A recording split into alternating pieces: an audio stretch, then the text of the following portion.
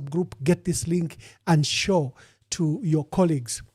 We are discussing Zambia at 61. And I'll start with my reintroduction. I will start like we didn't start the earlier broadcast. I was saying Zambia was a powerhouse at 1964. It had foreign reserves. The economy was growing. It had a good population. It had surplus funds. The industry, though nascent, was doing very well. We were the third largest economy in Africa. Our GDP per capita was far better than Singapore, Malaysia, China, Japan, or South Korea. And I've taken an example of China, that China's GDP was $300, at independence. But see where China is. It has grown to be the second largest economy in the world. It was said to be, because of its huge population and the mass poverty, it was said to be the sick man of Asia. But today, it is the largest power in Far East. It has leapt from $300 of GDP per capita to $10,000. It took the US 120 years to get where China is. It took Britain 200 years for it to be there. But look at China, what it has done just in the last 25 years. It has a high-speed rail whose engineering is such a marvel, it's called a miracle, because it has the largest high-speed rail network in the entire world, and their trains fly across China over 350 kilometers per hour. The fastest rail system on earth is in China. It was a poor agricultural nation, but now it has risen to be the number one powerhouse. It's a manufacturing hub for the world. It has now grown. Its military is the second only to the US. And it did all this without war and conquest and what they call peaceful development. It's providing clean water, clean education, and the number of students is graduating, from its STEM, over 10 million a year. It has an engineering population that China is growing. Its weapons now cannot be challenged. Its supremacy only second to the United States. So look at where Zambia is. It's the sixth poorest country in the world, and we are among the 10 most unequal countries in the world. We have a small economy, 31 billion, the economy of Nairobi as a city. So where did we go right? Where did we go wrong? And I'd invited Honorable Makebi Zulu to speak to us. But every time you see Honorable Makebi Zulu, colleagues, you see the issues around the late president. So I'll invite him. Honorable Makebi Zulu, I know we did this, but let's do it afresh for our audience that we're missing at the beginning. Just where are we at with the late president 4 months on without barrier? Thank you very much, Ambassador. And thanks for having me on your program. I had explained earlier to say that the update is as it was, with a little progress that has been made from the time that we last gave the update. And largely, this has been because of the clandestine activities that the state had been carrying out in the background, whilst we thought we were carrying out genuine talks with them. The idea was to try and build, because what had been broken down right from the beginning was trust, in that the family was not able to trust the government. That trust to be rebuilt needed the government to show that they were genuine in their approach to the discussions that were ongoing. From the time the government took the family to court, we had been engaging in discussions. We had been telling the government to say it's important that we discuss this matter, we come to a conclusion, and we agree on what necessarily has to be done as to what amounts to a dignified send-off. The definition is not necessarily that which the government thinks is the case, but the wishes of the family, the wishes of the deceased ought to be taken into account. And that is what was hoped to be achieved, and that is what is still being hoped to be achieved. But we have seen that there have been these clandestine moves all aimed at access to the body. You may be aware that right from the start, the president did say that he was aware that the President Edgar Chagwa Lungu died even before Tarsila announced that he had died. And now you have all this propaganda machinery of the government and of the UPND coming in and saying, no, President Lungu is not dead. President Lungu was poisoned. President Lungu bought 150 vehicles in Johannesburg. He bought a house. President Lungu was a drug dealer. You have all these issues that are being propagated by the machinery that belongs to the ruling party. And the family, in most cases, has sat back and done little about that. We, on several occasions, that all things be stopped. At some point, we saw that they managed to prevail over outlets like Koswe, and they stopped for some time. And after some time again, we saw them begin again. So, meaning that at any given time, they had control over who said what they said, the insults that were propagated against the widow, the insults that were propagated against the family. All those are there for public record. And the persons that were saying this were aligned to the government, or indeed in the government, as we saw in one incident where one member was suspended. We saw all that. But at this particular point, we're saying we have appointed mediators. There's a mediator appointed by the government. There's a mediator appointed by the family. And these two are to sit down and help the family and the government come to a resolution that both will agree amounts to a dignified send-off. And I did indicate that perhaps what has been at play here is not an issue of what is in the public interest, but possibly an issue of egos. And this is very simple. In my view, it is something that can be concluded even in a day, even in a few minutes, if only people are willing to give up their pride and do what is right by the family. And that will in turn be what is right for the public of Zambia. That is what I have to say as regards that. Yeah. You had indicated earlier that, for example, you found out that the people that were protesting had obtained a permit in the name of the Republic of Zambia, the so-called progressive forces. Yes, the progressive forces. Just speak briefly to that before we...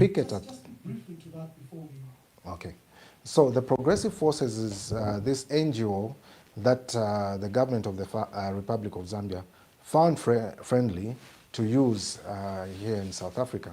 And the idea was to give an impression that there was a public outcry that President Edgar Chagwa Lungu be buried in Zambia. I must state that right from the start, the idea of the family was that President Edgar Chagwa Lungu should be buried in Zambia. Until after that botched agreement that was there, when the president went on the screen and said, we cannot go on mourning in perpetuity, this must come to an end, we must return to normalcy, and he said all that he said.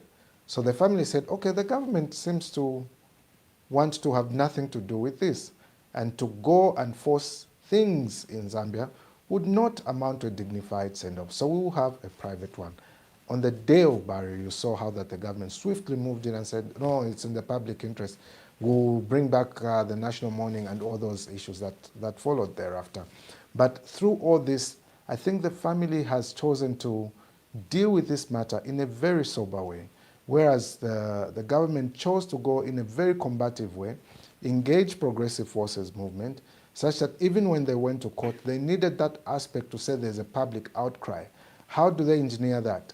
There was no Zambian here who was going to go and picket for and on behalf of the government because they knew exactly what was going on. So they had to get this South African movement paid for them to have a conference at Gallagher Center, where, well, at some venue, you may have seen it, where some people purporting to be representing this particular movement spoke out, talking about the desirability to bury this particular foreigner in their country, otherwise the land would be cursed. There was all that talk that was there. This very organization picketed at the Pretoria court, having gotten a permit right there in Pretoria, facilitated by the Zambian government and in the name of the Zambian government for purposes of picketing at the courts. We saw all that happen, but the family chose to be quiet about it and concentrate on what was important, what would amount to a dignified send-off. And that is the same organization that the government is using yet again. You may have noted that on the 23rd, this private investigator engaged by the government goes to the morgue, purports that he, together with the police that were accompanying this private investigator, purports that there was a report by a family member that President Chagwalungu had been poisoned. On that particular day, the family was contacted. We spoke to the people at the morgue. Was the police and the investigator were present. We said that there's no one from the family that has reported anything of that sort. We have been here the last 4 months. There hasn't been anything of that sort. And we know the circumstances. And these circumstances were made available to the government. All the documentation that related to the death of President Lungu was made available to the government. Thereafter, they refused to speak to the family. They said, we are going to have a meeting with the management of the morgue. They went to the headquarters.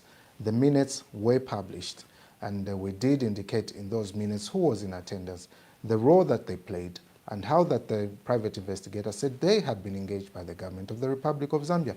We also indicated that we engaged the Secretary to the Cabinet as regards that particular issue.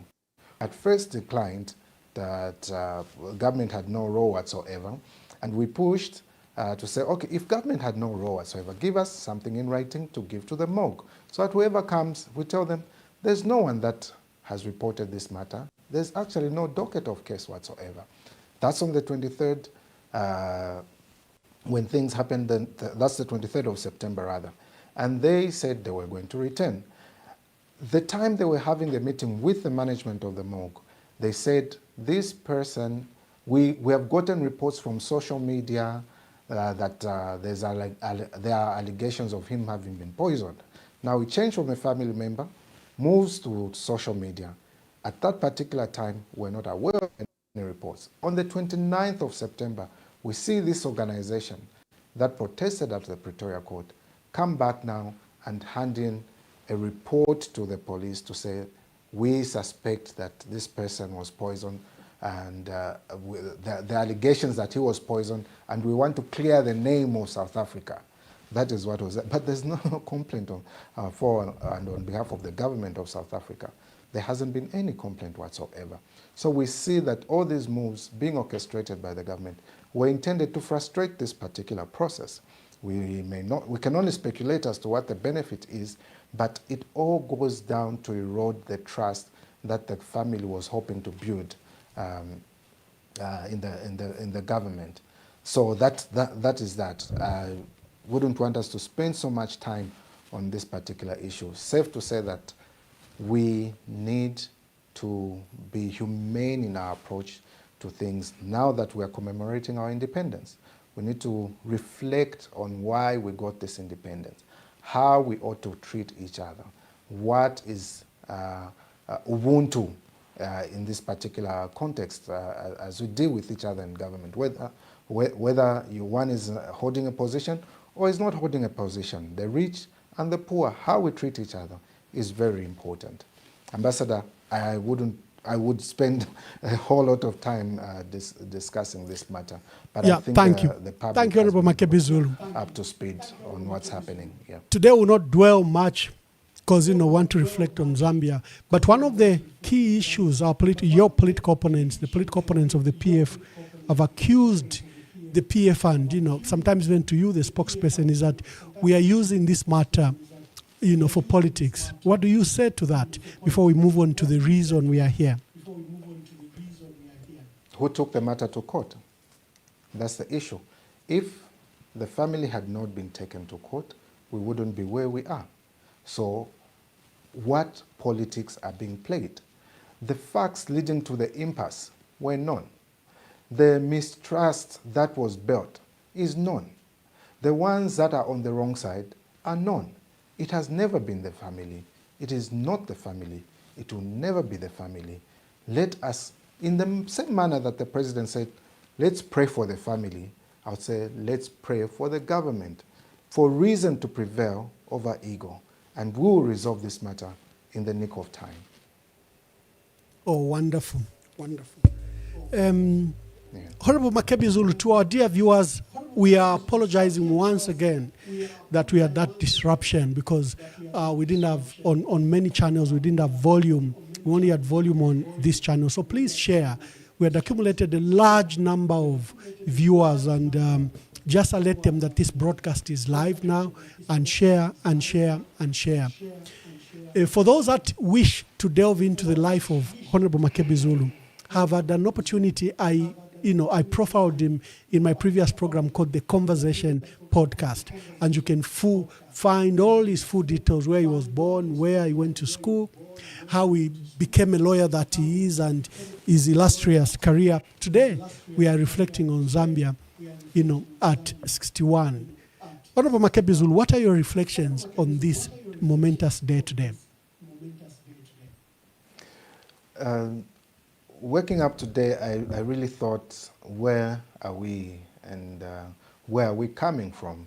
And we should all be students of history to realize where we come from as a country before the Zambia that we know today became Zambia, what exactly had happened.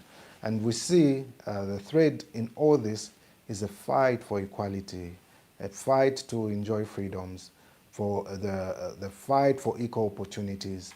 That has been a thread that has been running through.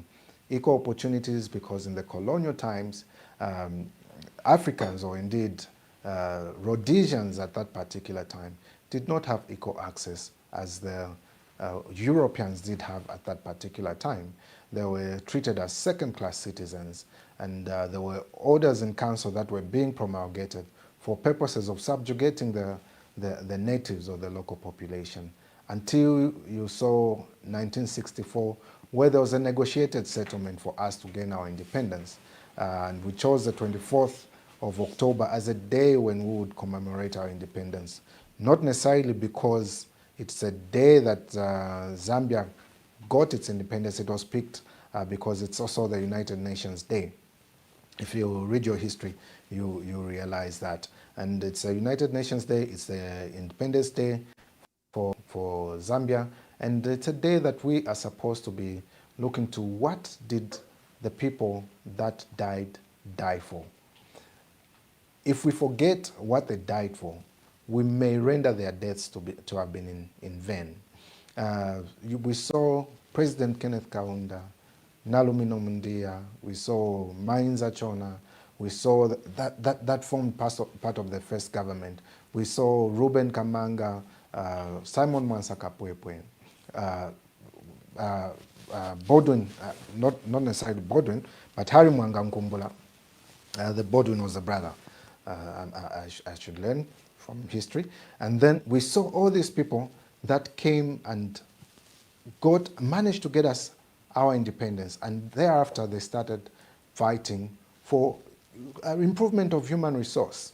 At independence, or a little thereafter, we saw that there were only about graduates in Zambia. So we needed to work on our schools. We needed to work on employment creation. We needed to build capacity to be able to determine our own course. We needed to build institutions of governance that were proper. That's the time you saw that we had to bring in expatriates from different places to run our institutions of governance. You saw how that the judiciary was replete or was full of foreigners that are coming in for purposes of setting up their structures. We saw how that we had Secretary to Cabinet being a foreigner, or indeed people running big institutions of governance coming from other countries to help us build that human resource. And of course, that is what went on during that particular period. And you may have known that in this particular period, it was a multi-party democracy from independence until about 1972. when it was decided that Zambia should be a one-party state. A student of history would wonder, why was it decided that it should be a one-party state? Always the reason is seemingly attractive. At that particular time, you may have noted that there were these tribal issues that were going on within government, political parties that only reflected a particular region, or the membership belonged to a particular region. We had regional parties that somewhat may have made it difficult for purposes of governing. And it was decided to say, listen, we have just gained our independence. We need to ensure that we concentrate on developing our country, and we concentrate on building one Zambia, one nation, that particular slogan, where people would be sent, if you come from Eastern Province, you'll be sent to go and work in Western Province. As a single person working in Province, you'll possibly fall in love, marry someone from Western Province, have children, and dilute this issue of identities only relating to particular regions. And you had that particular movement. Even as members of parliament, you saw how that you did not necessarily need to go to your village to become an MP there. A person from a different place could become an MP in a different location altogether. And that was meant for cohesion. But upon passing legislation in 1972 for a one-party state to only allow for one party, in 1973 they made sure that that went into the constitution, and UNIP then was being recognized as the government. Hence that saying to say the government, the party and its government, big for an acronym, and that is what had happening at that particular time. But it appears that during that particular period, we may have gotten back to issues of power, corrupting certain leaders that may have been there, or indeed using power for control and not for service. And people said, no, we can't have this particular incident going on. We can't have a government that is not subjected to checks. And people started crying for multipartism to come back, because the atrocities that were being carried out then, there was no one to put a check on the government. There was no one to say what you're doing is wrong. Those that did so sometimes would be punished for doing so. We had laws being promulgated to stop people from saying certain things that were seemingly against the president, against the government, because that was going to keep the cohesion. But then, come 1990, we saw the law being changed to allow for multipartism once more. And once multipartism came through, we're moving from being a socialist state to moving to a democracy. And now we saw the democratization of Zambia, and that is when the good President Chiluba, took over, and you had the privilege to serve in his office as his press aide. You had that opportunity, and that is where we began to grow our democracy. That is where you saw parties coming up. You saw Zadeco coming up. You saw FTD thereafter being formed. You saw a couple of other parties being formed and participating in the democratic space. Now we moved from a place where our concentration now became, okay, what do we do as regards the rights of the people that were being infringed previously from the colonial era through to the one-party state, and now coming to a multi-party democracy. Even when we tried to change our system, we never touched the Bill of Rights. We never touched the Bill of Rights because of the requirements that were needed to be able to amend it. Because at that particular time, obviously, we have the rights that are currently reflecting in our Constitution not having been changed over time. And there's still that cry to say, how do we democratize? So that was the main part as regards the first part of the 1990s, introduction of multipartism, And in all these things, we commemorated our Independence Days. And in commemorating our Independence Days, obviously the themes have been differing depending on the aspirations of the people at that particular time. And all those were aimed at national building. And now we are at 61 and we ask ourselves, what progress have we made over time?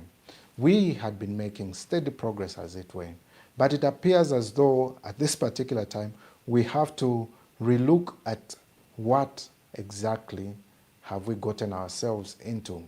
Because the very laws that were never changed, that were used to subjugate the population or indeed the Zambians, are the very laws that have been resurrected now. Perhaps it's because we may have slept. There's this seditious practices, which at some point was a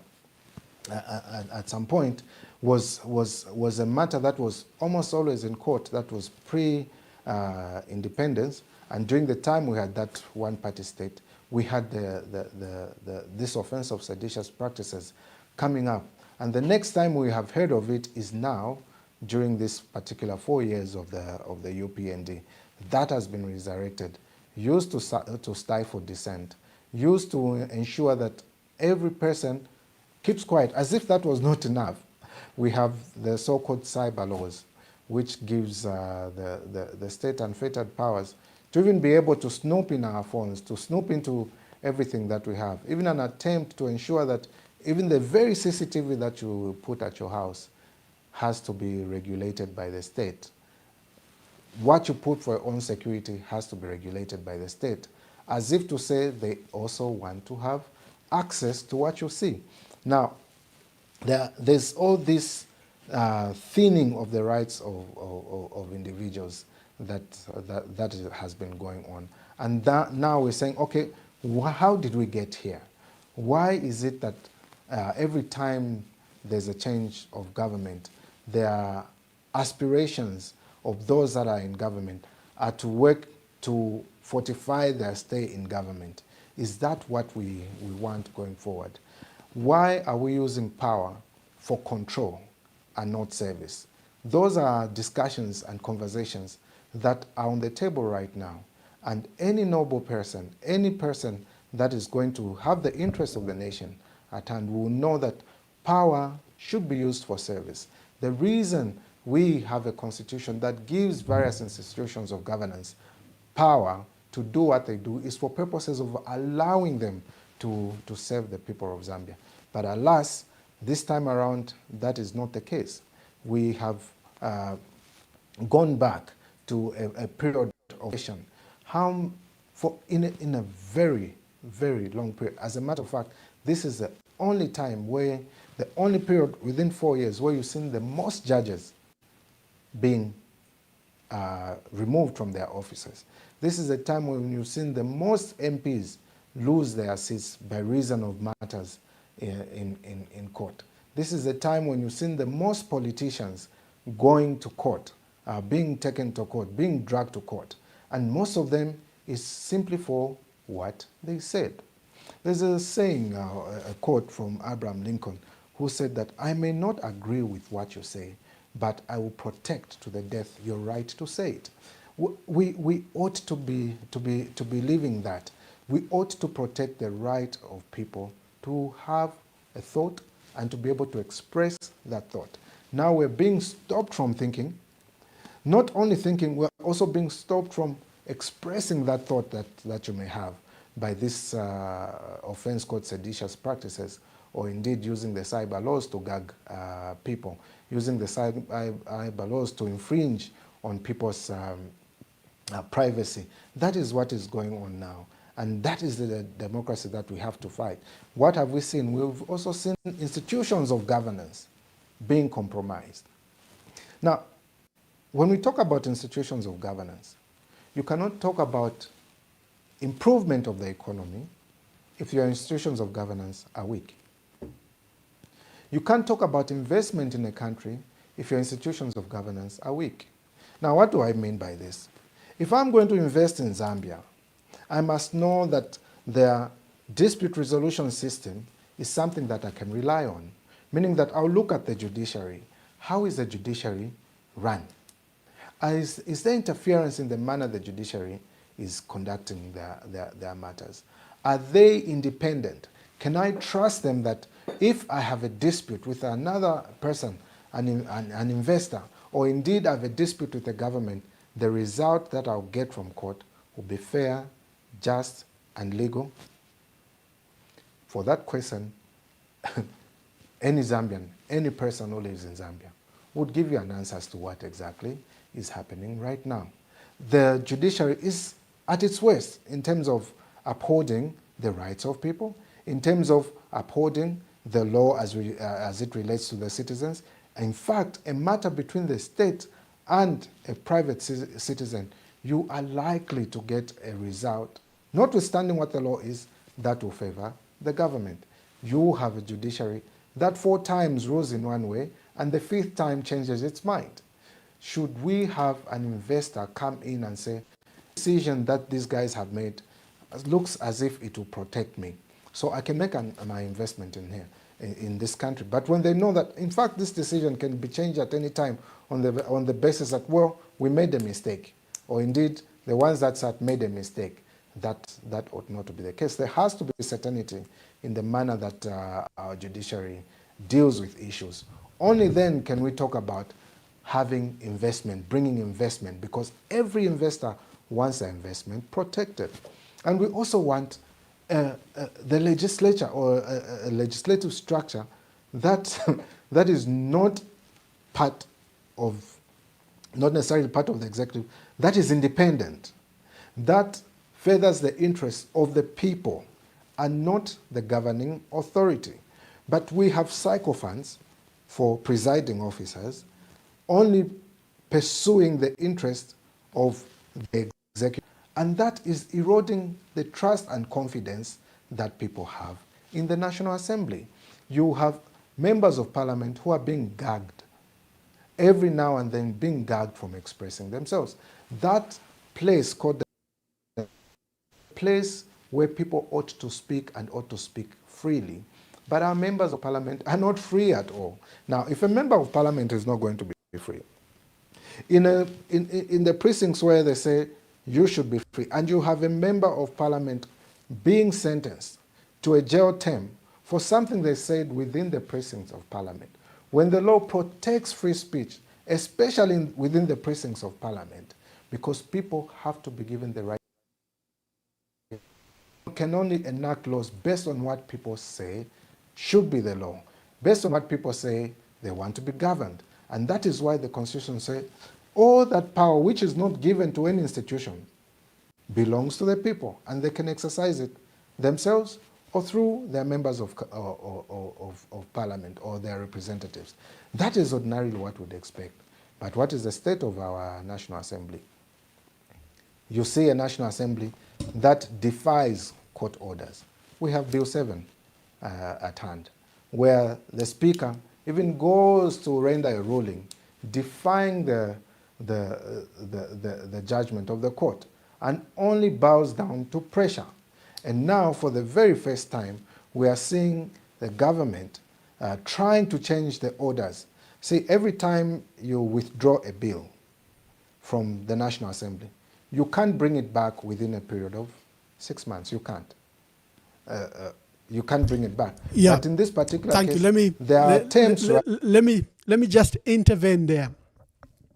We are going to elections just in the next few months. Nominations, I think, is in May, 3 months before elections.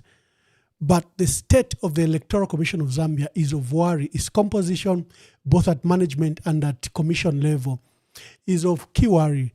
And then the president has started a process of a technical committee to amend the constitution. He has appointed a technical committee without legislative support, and it looks like it's outside the law because they don't seem to have used Inquiries Act.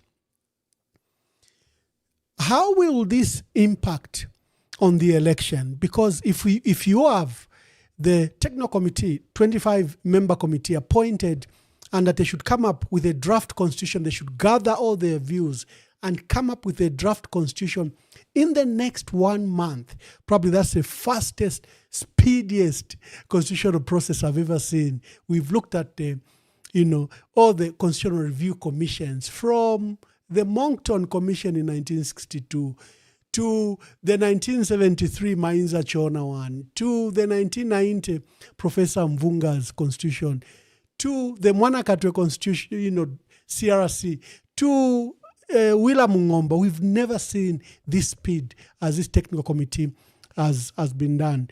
You were privileged to, under the Patriotic Front, there was an issue of Bill 10, which received mass condemnation, like Bill 7 has received mass condemnation. But there you seem to have done some basic things, such as providing for a legal framework and a credible consultative process. This one doesn't have anything. Citizens are despairing. What shall we do? Clearly, the president is on a path to amend the constitution, whatever we say. Maybe speak to the issues of the technical committee and its legality or legitimacy, and the 1 month they've been given to come up with a draft constitution, and they've been restricted to Bill 7. See, the whole problem starts with this issue of exercising a power that an organization does not have. The Electoral Commission of Zambia has no power whatsoever to suggest or to set up a commission from within itself for purposes of seeing how they can amend the law that regulates them. They have no power to do that. It started from there. They went on a frolic of their own, looking at how best they can change the regulations that regulate how they conduct themselves. That's where it started from. And they submit this to the president. Now, when they submit this to the president, everything you see circles around the election. Bill 7 itself circles around the election. And what is the essence of dealing with an election? Previously, this is a government that said, we will not change this constitution. These provisions in Bill 10, as we argued, they said everything is already provided for. We can go ahead and deal with this issue. There was an issue of nominations. One can challenge a nomination after filing in, or indeed challenge an election after the vote. So we had argued in Bill 10 to say, let's restrict this issue of petitioning to one position. And that is a petition after the voting has taken place, because the election process is a continuous process. So in an interview with Costa, the current president refused and said everything is okay, everything's fine. After the introduction of Bill 7, he went back, swallowed his vomit and said, it is actually not okay, it should be amended. Now, this is something that was already said no to by the Zambian people, using a system that had been properly legislated. We had the forum that was set up by the National Assembly with legal backing set for it. Now we have this Bill 7 brought to the National Assembly. There's a public outcry. This is not the law that we want. It is withdrawn. The court renders a ruling to say, do not proceed with Bill 7 because it was not consultative and thus it is unconstitutional. It breaches the Constitution. Now they bring this document, which the court has already declared unconstitutional. They reintroduced it in the National Assembly. There was yet another public outcry. There was a move to cite for contempt those that were proceeding to introduce it in the National Assembly because there was a standing order or a standing judgment of the court saying this is unconstitutional. Now, no matter how much you turn the pages of a document that has been declared unconstitutional, that doesn't make it any more constitutional. Again, there was a public outcry, and now the president has decided to say, okay, we withdraw it, it's withdrawn, and in no time, he appoints a commission, or this committee that has now been appointed. Now, you must know that when you appoint a committee, you have to do it pursuant to a law. Now, he purports to create this committee in accordance with the Constitution as an executive appointment.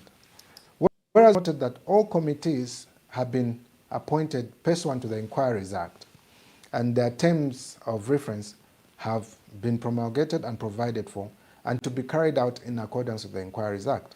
Now, he appoints this particular committee pursuant to the Constitution, and I would argue that that does not fall within what can be defined as executive appointments.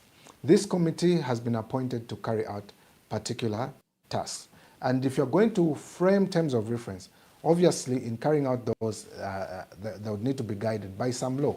There's no law that has been promulgated that supports this particular committee.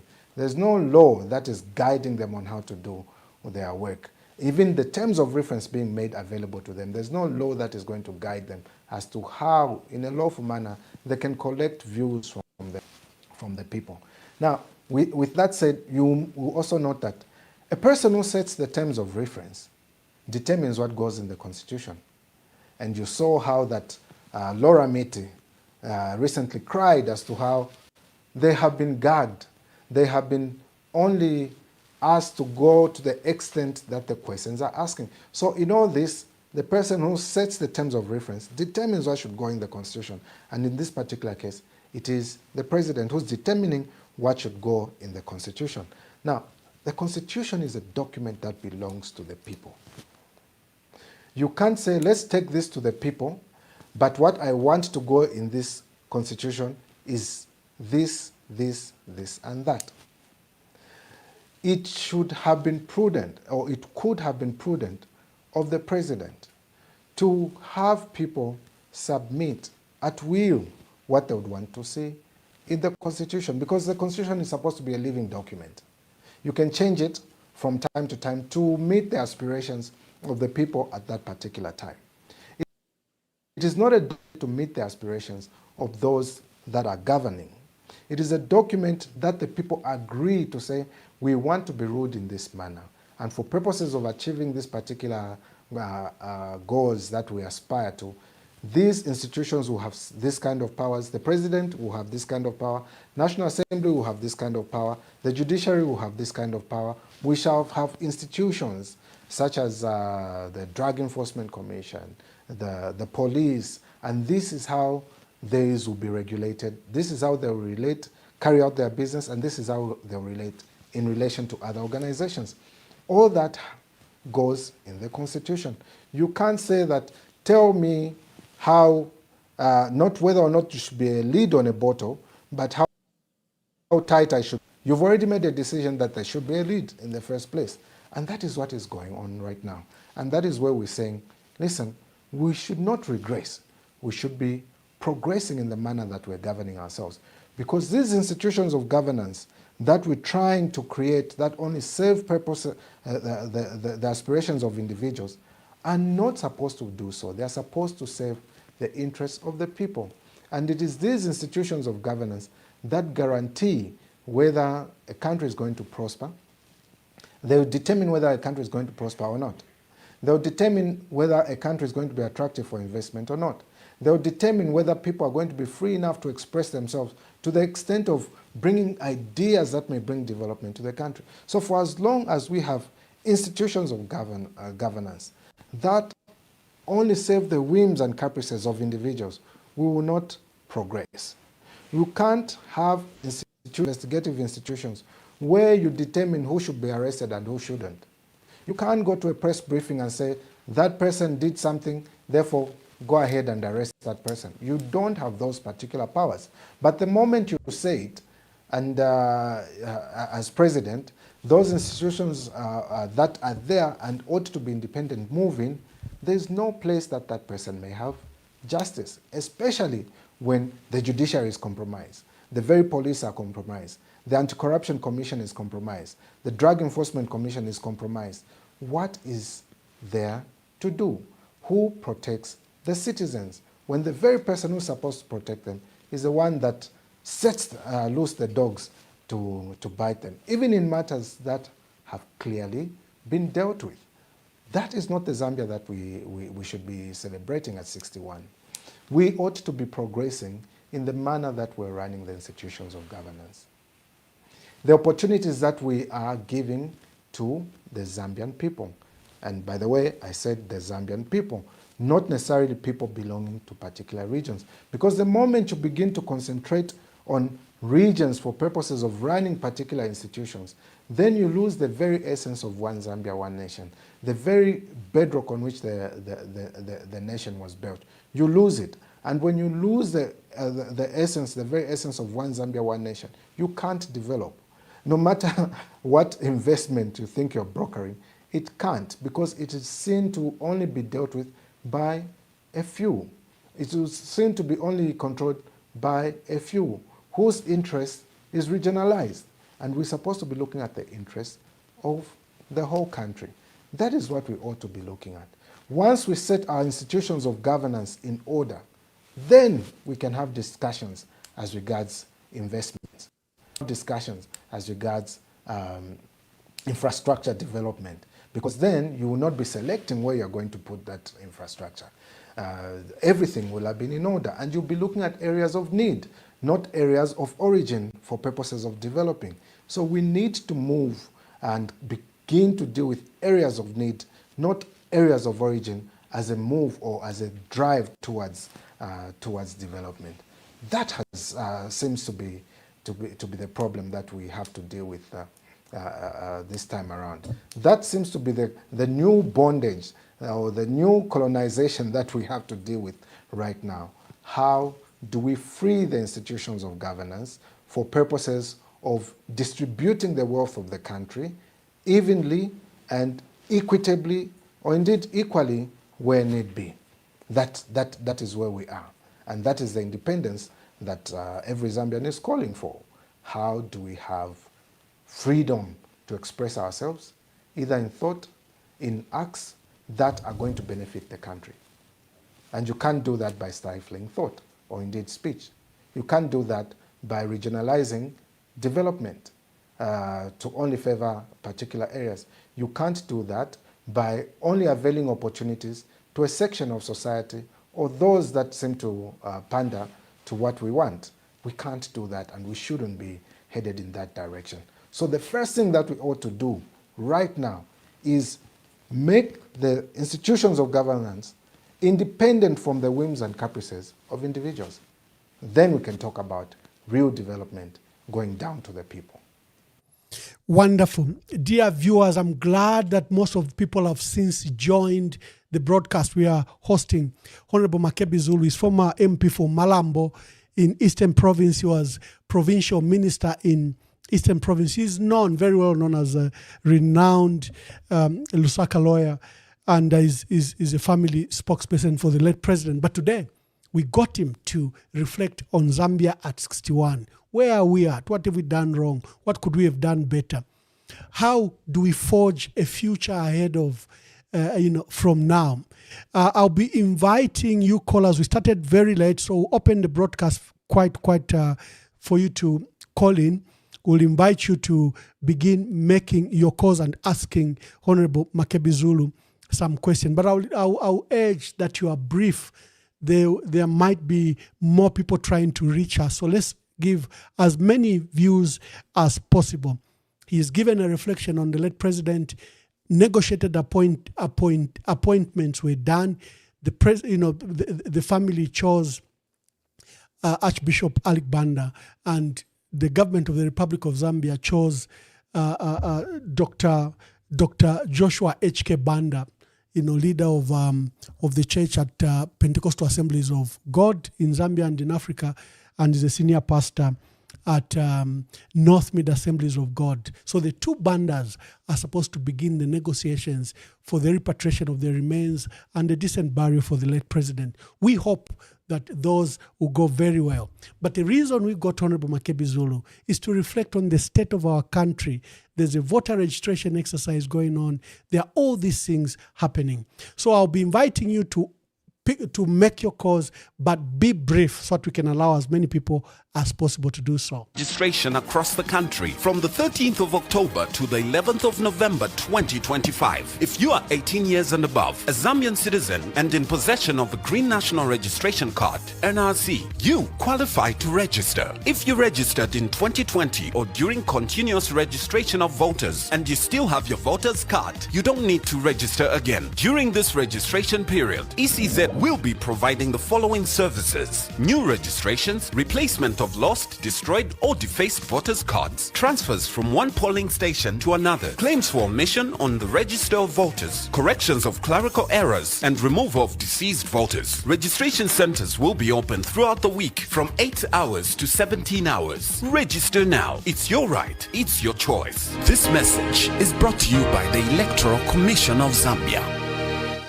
Okay, the phone lines are on. Please tell us your name and where you are calling us from and be brief. Okay, good evening. Thank you. Hello? We can hear you. Make your contributions quickly. Okay, my name is Peter Kashala calling from Zambia. Yes, My Peter, make your question contribution. is to Honorable Makebi.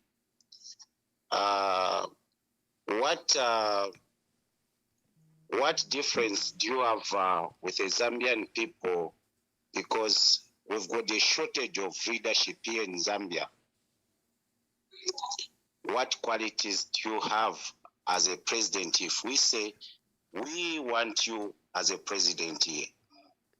Okay, thank you very much, Kashala. Kashala says, what qualities do you bring to the table? There seems to be a shortage of leaders. Hello, caller, please tell us your name. Ambassador. Good evening. Good evening, Ambassador. Good evening. Honorable Makebi Zulu, good evening. He can hear you, thank you. Okay, you are speaking to Madam Ngoma calling you here in Lusaka. Honorable Makebi Zulu, my take is you have to contest as a presidential candidate. You are the only person who is going to remove us from this miserable we are facing right now as Zambians. As you are articulating issues, we are happy and very attentively listening to what you are talking about. You have to stand. You have to contest. We rely on you. Makebi Zulu, me, I said as Madam Ngoma, you have to stand. I thank you, Honorable. I thank you, Ambassador Mwamba. Let Makebi Zulu contest the presidential race. As we depend on him, is our own Moses who's going to remove us on this shame. Thank you and good night. Thank you. Hello, caller, please tell us your name and where you're calling us from. Good evening, Ambassador. Oh, just hold on. Let me. You seem to be connected to my. Just a minute. Good evening, Ambassador. Good evening.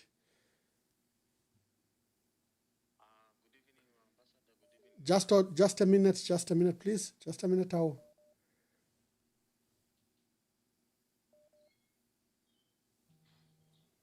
Okay, caller. Now you can say.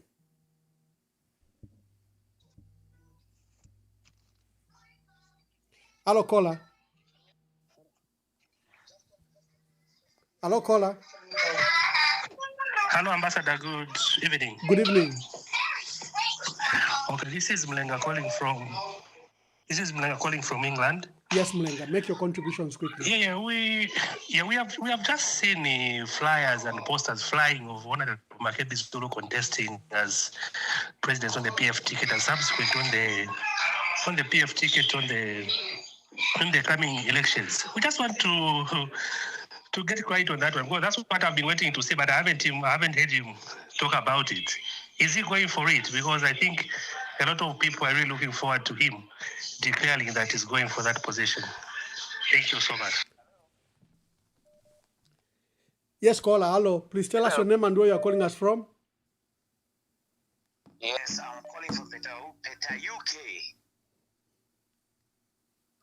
Yes. Introduce yourself and make your contributions. I'd like to remain anonymous right for now. Okay, yes, Anonymous, make your contributions. Yes, first of all, good evening, President Makebi. Yeah, he can hear you. Yes, my question here is because we've been hearing the questioning. He got cut. I hope he can come back. Hello, caller. Please tell us your name and where you're calling us from. Hello, good evening, Ambassador Mamba. Good evening. Good evening, Honorable Makebi. This is essential. Just a quick one. You ably articulated the issues to do with the technical committee, which has been put in place, and in fact that this technical committee is illegal, as it was supposed to be in sync with the Inquiries Act, as Article 41, and that there was need for a statutory instrument and ensuring that the terms of reference were clear and that actually they operate within the law. Even the emoluments were supposed to be in sync with the Section 18 of the Inquiries Act. However, this government under UPND is determined to go ahead with this particular activity. In this instance, what is the recourse arising to the fact that the committee itself is illegal, and the terms of reference therein should be item 3 is exactly the item which are in Bill 7. So since they have decided to go ahead, what recourse remains for the Zambians to ensure that actually this particular process is halted through the court of law? Thank you. Thank you very much. He's asking about the legality. No law has provided for the and even the budget. Hello, caller. Please tell us your name and where you're calling us from. Hello, good evening. Good evening, Ambassador, and good evening, Honorable Makebi Zulu. Good evening. Yeah, speaking to the Falcon. Falcon, yes, make your contribution. Thank you. Yeah, my question is, we're told to say this technical committee was instituted to go and consult the people. Okay, and then in the terms of reference, we've seen where they've been directed to say, just concentrate on Bill 7. Now, what are they consulting us for when they've already have what they want? Because it seems like they're just doing a formality here. There's nothing that would be consulted. And I can assure you we are getting back to the same content of Bill 7. Thank you, thank you. Can you hear me? Yes. Hello, caller. Please tell us your name and where you're calling us from.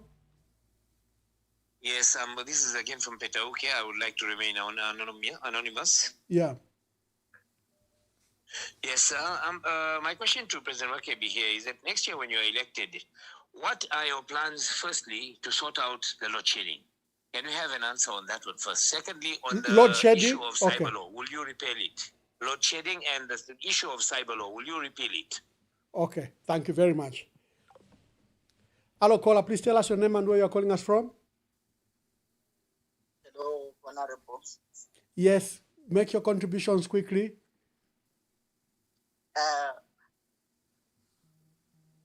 Yeah, my question is to President Makebi Zulu.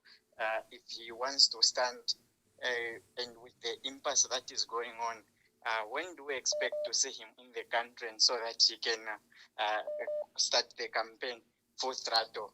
Thank you. Thank you, thank you. Hello, caller. Please tell us your name and where you're calling us from. Yeah, Ambassador, good evening. Good evening, Honorable Makebi Zulu. I think Zico so far is on the mess. I'll try to be brief as much as I can, but I feel that Makebi and your team should move ahead and unite the country for betterment of this country. What Wamdala YHH is doing is he has already positioned himself not wanting to leave the country or to give power once he loses an election. What he wants to do, if you have seen, he has already started preparing his son to take over from him. He does not even trust not even a single person among his ministers. He can only hand over the torch to his son. So therefore, We have to be very, very careful with this man, extremely careful. Thank you. Thank you very much. Hello, caller. Please tell us your name and where you are calling us from. Thank you, Ambassador Mwamba. My name is Sinyangwe Dani. Thank you for having Makebi Zului on your program. My contribution today, I know a lot of people are waiting, is Makebi Zului. As a person that we've come to know you, take up the challenge. The country needs you. But as you take up this challenge, we want you to work it out in a family way. Bring the family together. We don't want any division. You're a man that has stood with the family. Not only have you done that, but you have shown the Zambian people you're a man of integrity. I have said it and I'll say it. If you want to see a good leader, don't see what they are doing in the society, but check from their own homes. Makebi Zului, we are behind you, and we want you to carry the legacy of our late president, even of that party of PF. Yes, many people say we've got so many political candidates who want to aspire to be president. And for me, I say this is good for Zambia because it shows that Zambians are looking for a proper leader. Let's not be discouraged. Thank you and God bless you. Thank you, Ambassador Mamba. Thank you very much. Linda Banks, an international journalist based in the United Kingdom, has written, Honorable Makebi Zului, thank you for standing firm on the ECL matter and on behalf of the family, and by resisting government pressure to act outside the wishes of the family. My question to you is, should President Hakainde Hichilema choose to excuse himself from the funeral, will the family permit the former president to be laid to rest with full state honors in his home country prior to the 2026 general elections? That's Linda Kasonde, Linda Banks, an international journalist based in the United Kingdom. Hello, caller. Please tell us your name and where you're calling us from. Yes, this is Unknown Mercy. Yes, Unknown Mercy. Just a new.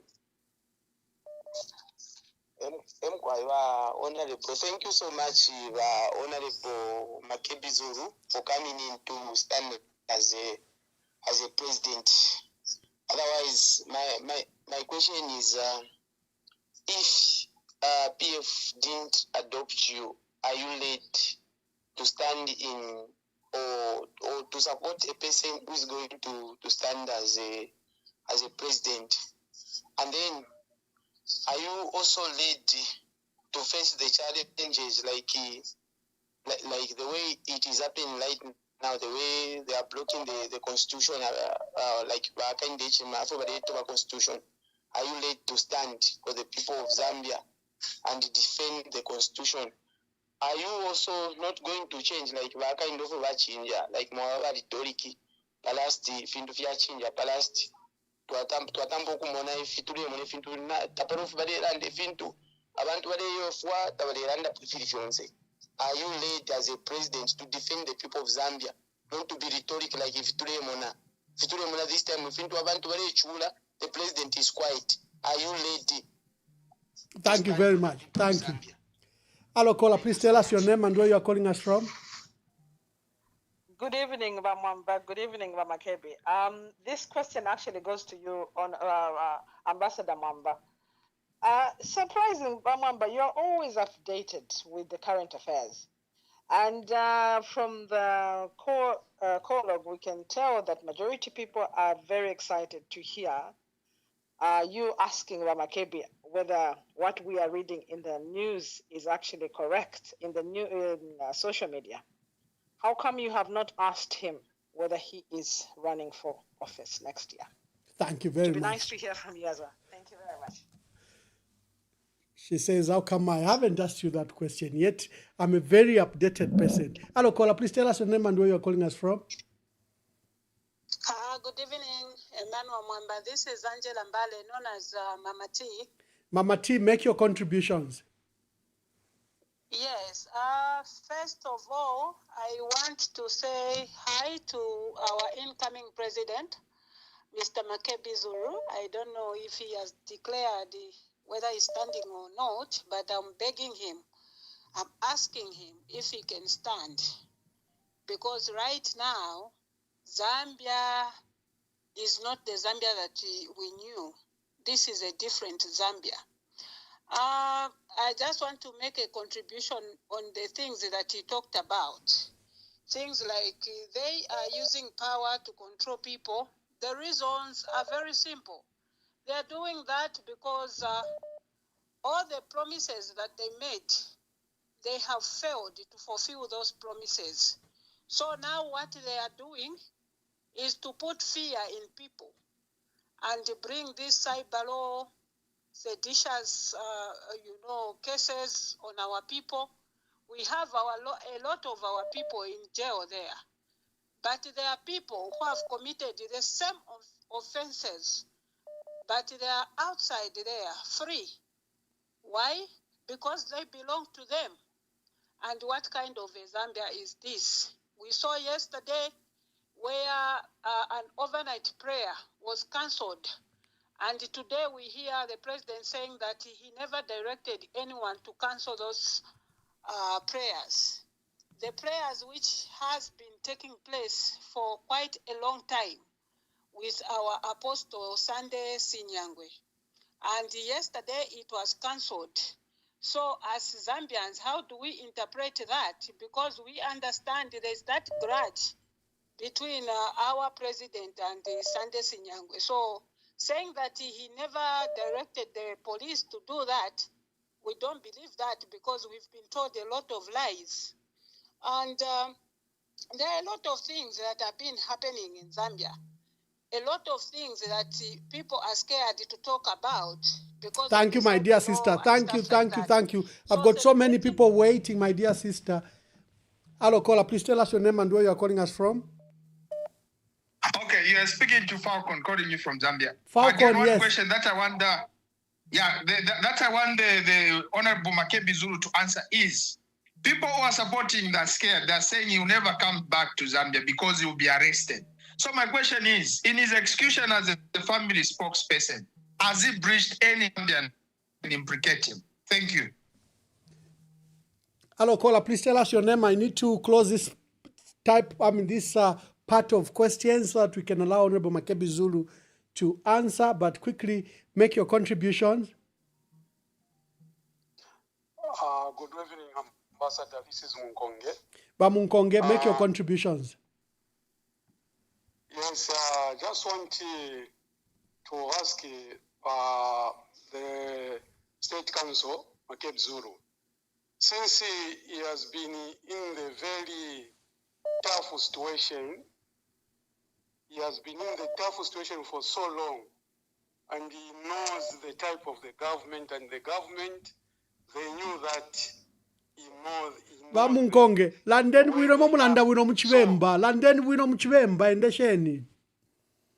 Makebi Zulu, funa chalandira na chafo mutonga na mumurozi ya mfako wa Makebi Zulu. Mwalimu n'olufyengo ulo wa government wako atakubantu mwakukora na bena sana. Walo bali ishibo kwe bati mwalimu ishiba mano ya bufuntungu. Eyo bako ataba government. So nomba pali ino nshita. Bushe. Ni system nshimwala wonfia pa kwe bati. Tamupone ni mwe matraps yabo bufuntungu pantunga. Bale foku chite chintu. Bara wonfia sana olufyengo. Thank you. Number 2. Epo mwaliye nkambi kumufunde ya chalo. Mwala chitako shani advisor wena Zambia, epo wa government, wale to ba mafunde, lero tabale sakamana tina abato ba mafunde. Icho wena Zambia taba ishiba mafunde, so tabale ishiba wa government ngana abato ba mafunde. Usheni ishira nshimwala chitea kwa fakwa wekara chalo, pakwe bati mwendere pamo. Pantoro bato befunde abantu bena bale chimona fyo kwa bachiri bwino. Or last advice, since Mulesa Muguturula, Pali no Insta, Kuban Tabana Mista introduced from a platform, Mureva Pera Koma guidance, Idiota, Edo Walande Fintuna, Vero Bafuivalanda, Tabafuivala Mirandirako, ilyo tamulalanda because apanomba ni serious business mwayingiramo mwalishi baba abantu pama platform opo bayisula so tatuleforation ali enu byawonaika apa bulumulandu pantu nibakanye mukona ora mashina so ama pages yale chita promote imwe mutumo basita ku advise belalanda fe ilyo tamulalanda. Okay, thank you. I think Maumfuika. Honorable Makebi Zulu, just quickly answer all those and I get a second set of questions. Please, let's start with all those questions. There's someone who said, Emmanuel, you are very informed. Someone calling from London. And how come you didn't ask Honorable Makebi Zulu if he's standing? Well, I brought him here to reflect on the Zambia's 61st independence anniversary. And I'm yet to see his official statement, whether he's standing, but he can use this opportunity to discuss this matter.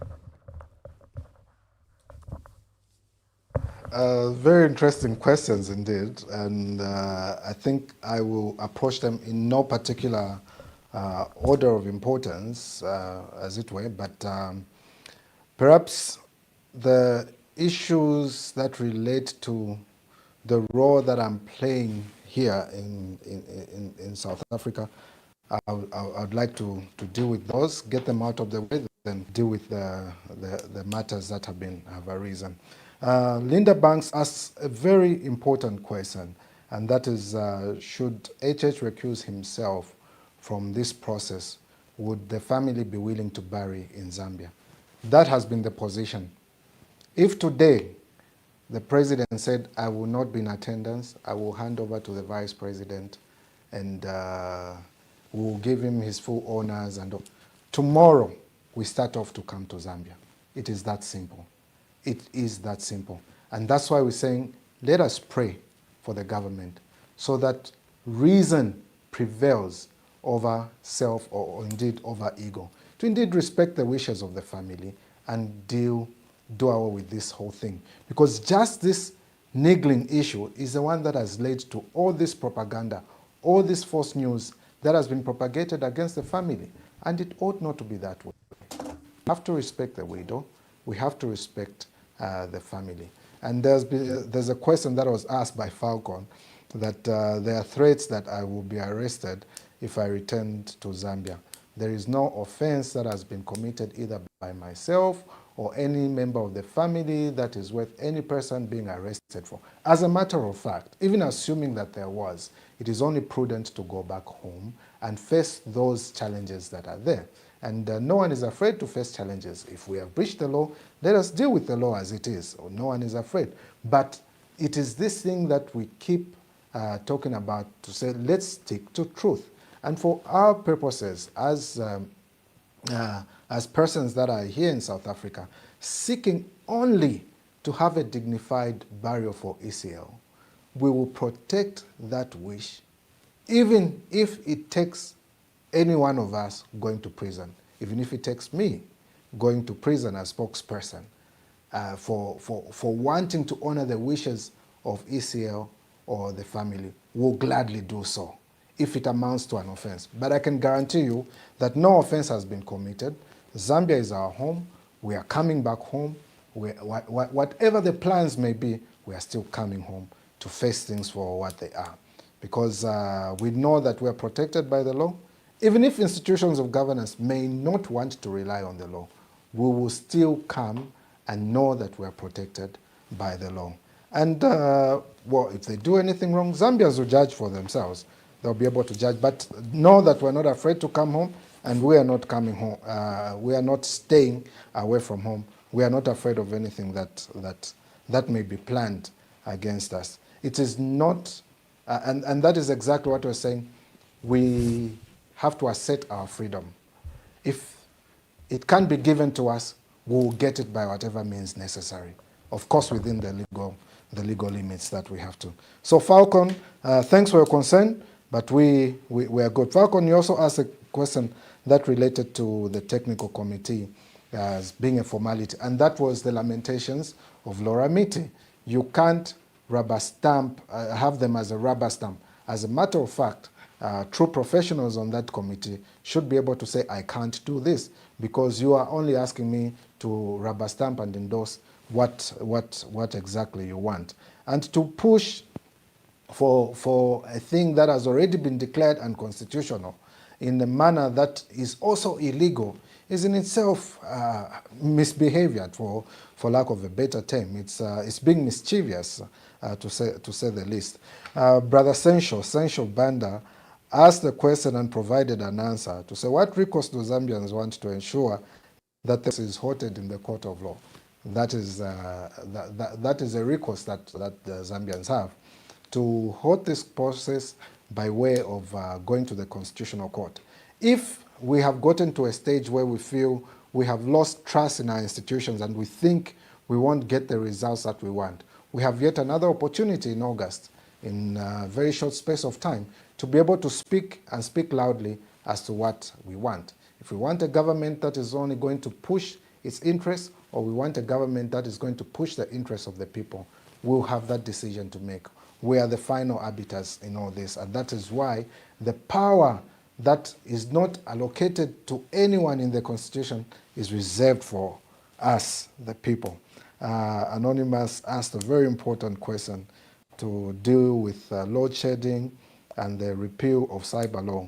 We noticed that when the current president was in the opposition, the cyber law that was there then, that was mostly targeted at cyberbullying, and came as a result of the lady who marched because she felt she was being cyberbullied and got a call from President Edgar Chagwa Lungu. He took a stand and said, we are going to stop cyberbullying.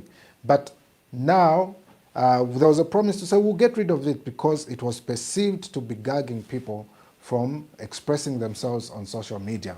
And what has happened now? The president failed to answer a question that related to cyber law when he was being asked by that international journalist. And he said, well, these are necessary. Necessary for what? When the laws have only been used to stifle dissent. You don't necessarily have to have people agree with you for you to be able to serve them. You can't have everyone agreeing with you. People will disagree with you. And in the manner that they disagree with you, they may choose an avenue of expressing themselves. And they'll express themselves in a way that they think is most fortunate. And if I were President Hakainde Hichilema, I would allow people to express themselves and express themselves freely in the manner that they wish to. Other countries have those laws. And those that are insulted by their citizens don't die from insults. Insults have never killed anyone.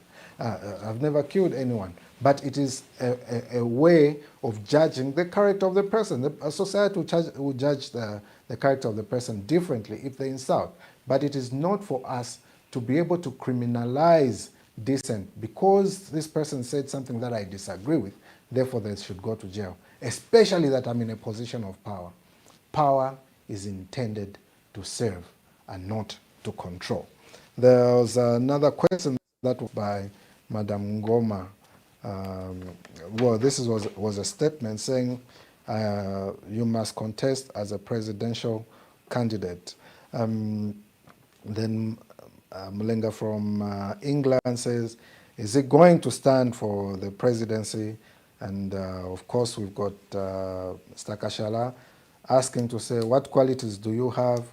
We have a shortage of leaders in Zambia. Okay, I'll try and deal with this as one. There's no shortage of leaders in Zambia. What has been is a proliferation of bad leaders. Not just a proliferation of bad leaders. The politics that we have been experiencing in Zambia have not attracted persons that have qualities that are to lead, because we say politics is a dirty game. Politics is not a dirty game. It's just dirty people come to politics. And when dirty people come to politics, it will take clean people coming to politics to clean it up. So if you are of good qualities, take the stand. Take the stand, come to politics. There are those of you that say, Christian, I'm a Christian, I can't be in politics. You're a Christian, therefore you should be in politics, because politics deserves people that are decent.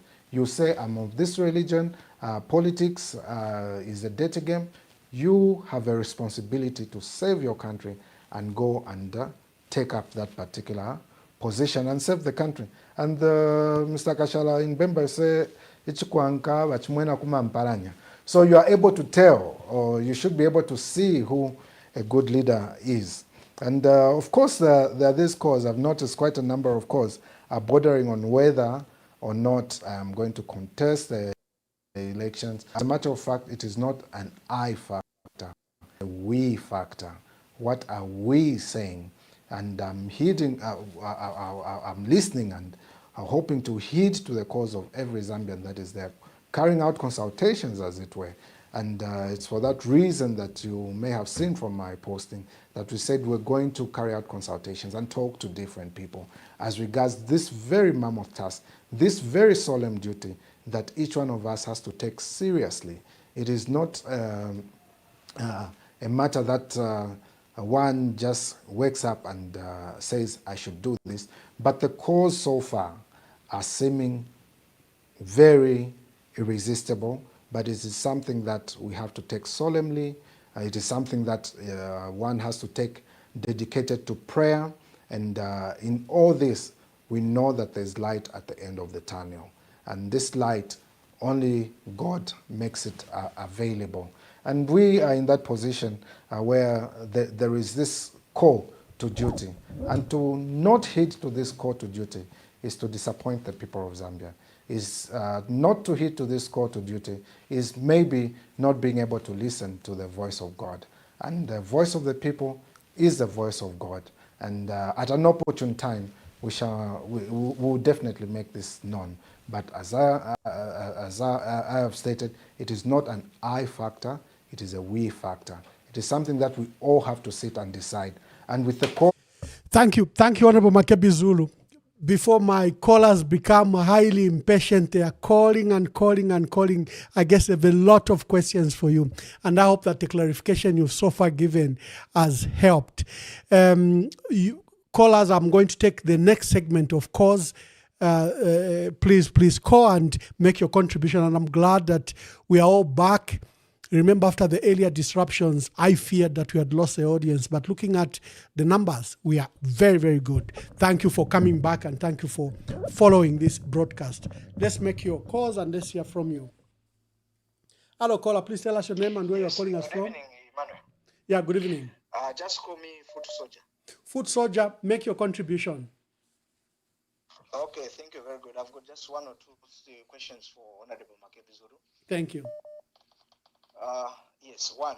If elected in 2026, what measures is he going to put in place to make sure that there is a sanity in the judiciary and the other faculties of the government, which is a disaster as for now? Then the other question, is Makebi Zulu a Christian, or what religious organization does he belong to? Because we don't want, when we elect a president with a questionable religious backgrounds. Then the other question, when elected into office by 2026, next year, what strategies is he going to put in place to make sure that as a country we are united? Thank you very much. Hello, caller. Please tell us your name and where you are calling us from. Good evening, Ambassador, and good evening, Honorable Makebi Zulu. I know he's listening.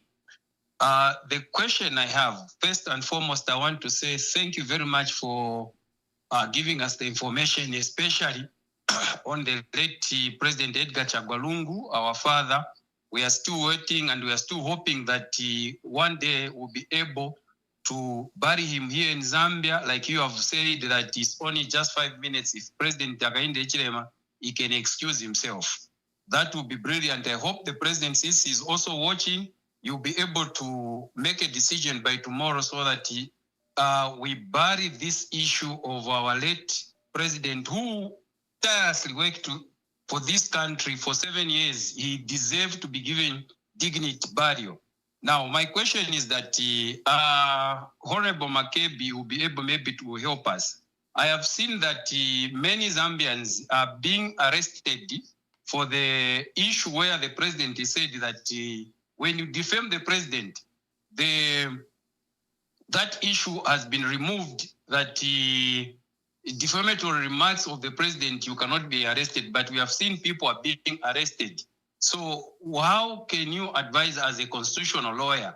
Then two, people are calling for you, Honorable Makebi Zulu, that you come and help for this country. I have seen what is happening in the social media. I know you have clarified, but people, they want to hear now. And when I was interacting with some of my friends, they were saying, I hope today we are going to hear what Honorable Makebi Zulu is going to say.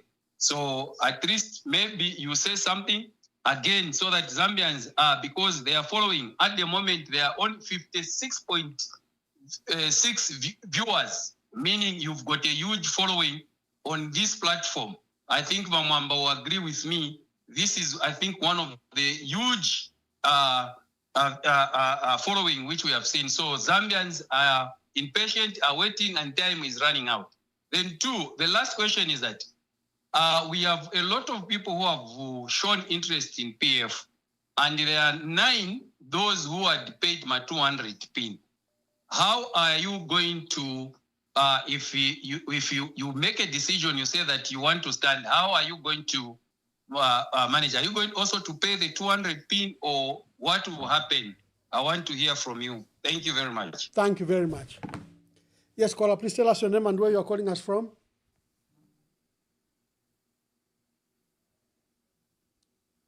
Hello, caller, please tell us your name and where you are calling us from.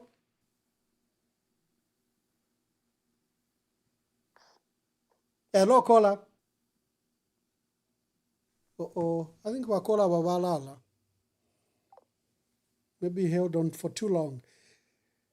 Yeah, quickly make your call so that you... Hello, caller, please tell us your name and where you are calling us from.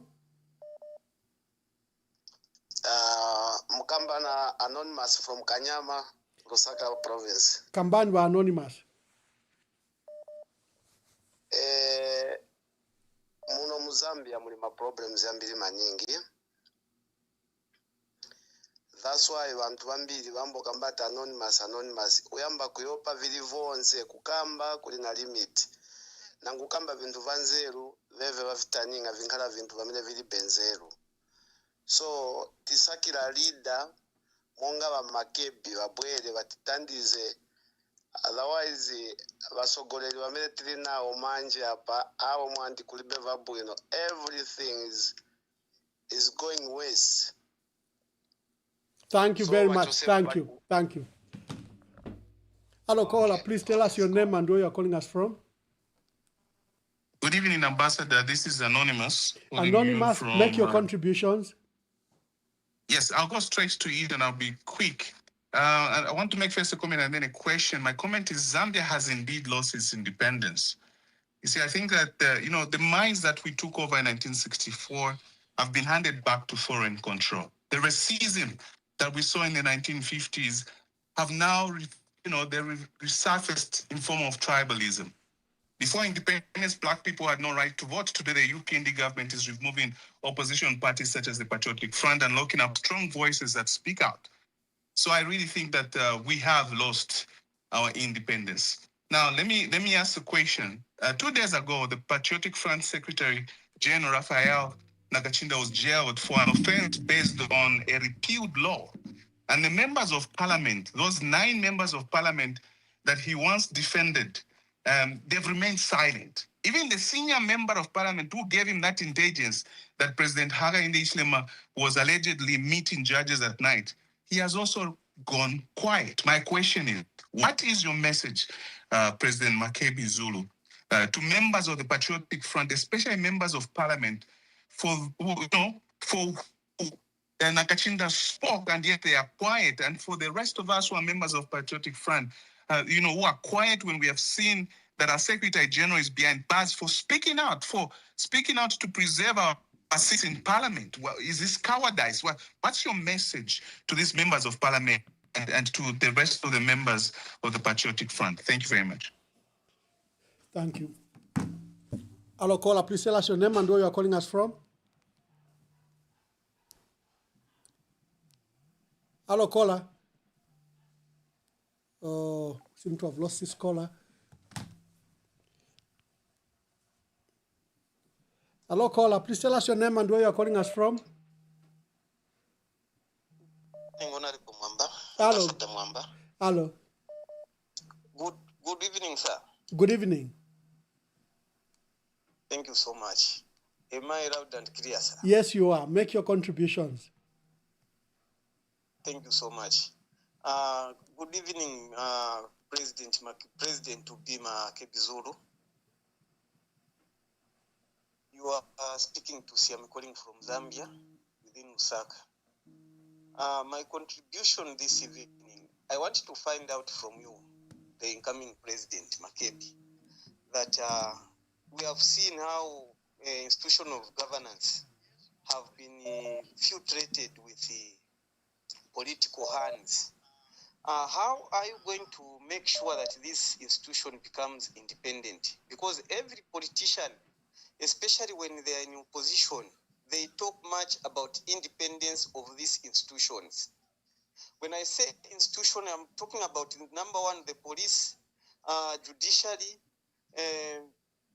the registrar of society, and these other parliament, most institution of governance. How are you going to make this institution independent? Thank you very much. Thank you. I believe Thank you. Thank you. Thank you. This politician. Hello, caller. Please tell us your name and where you are calling us from. Good evening, Ambassador Mwamba, and good evening, Honorable Makebi Zului. This is Lilian Mutambo calling from the UK. Yes, Lilian Mutambo from the UK. Make your contributions or questions. Okay. Yeah. So my own is we have seen how the UPND government has targeted all Patriotic Front members. I'm sure Makebi Zului is aware because he's been their lawyer. My belief is that if he intends to stand as president, then UPND is planning a case on him or anything to ensure that he's blacklisted so that he doesn't stand. How is he going to maneuver with UPND Mingalatos that they've been doing, bearing the fact that PF does not have a political party and they're working with Robert Chawinga? And then secondly, we don't seem to see unity coming from the Patriotic Front, even though they feel they are the majority in terms of having many parliamentarians. But like the previous caller said, we haven't seen much solidarity, even for people who are arrested, just even commoners, even Facebookers or TikTokers who are arrested. It's like people are on their own. And we are seeing them trying to take the lead. In terms of Makebi Zulu's presidency, what assurance can he give to the Zambian people that all the people that have been arrested will be released from jail? As we are aware, we know that Ethel Chisson remains in prison, and nobody from the Patriotic Front or any opposition has ever been to visit her in prison. She's in Chimbwakaila presently. And thirdly, don't you think that the ambition of presidency presently with what is happening in South Africa is a bit too ambitious because of the fact that we have not yet settled the matters in South Africa? I'm saying this because previously we didn't see much of the Patriotic Front members campaigning, but as soon as they heard that Makebi Zulu wanted to be on the ballot, they've all started, going full throttle, and we've even forgotten that the former president Edgar Chagwa Lungu remains unburied. Shouldn't we focus on the impasse, and then Makebi Zulu would be appointed and just support other people that want to stand as presidents? Thank you so much. Hello, caller. Please tell us your name and where you are calling us from. Hello, caller. Good evening, Honorable Mamba. Good evening. Honorable Makebi Zulu. This is Jonas Alfred James Mungo. Make your contributions quickly. Quickly to... Honorable Zulu, the Zambians are calling you to pick up a challenge to contest 2026 general elections as president. are you going to honor the calling of the Zambians, or you are going to put them down? If in case you are going to honor it, what strategic are you going to use as other people, according to social media, calling you Kamboizi, Kamnyamata, Kashitumbi? How do you respond to those queries from Facebook, from social media? Hello, caller. Please tell us your name and where you're calling us from.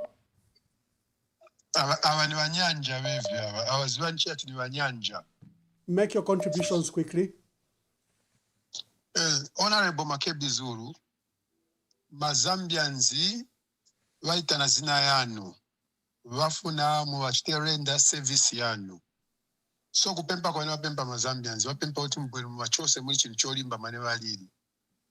So, answer mene wapempa Mazambianzi. Muzakwanisa kusebenza nao pamozi. I submit. Hello, caller. Please tell us your name and where you're calling us from. Hello, my name is Pumula Stumbeko from California.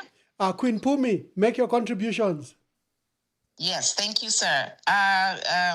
Councillor Makebi, great to see you.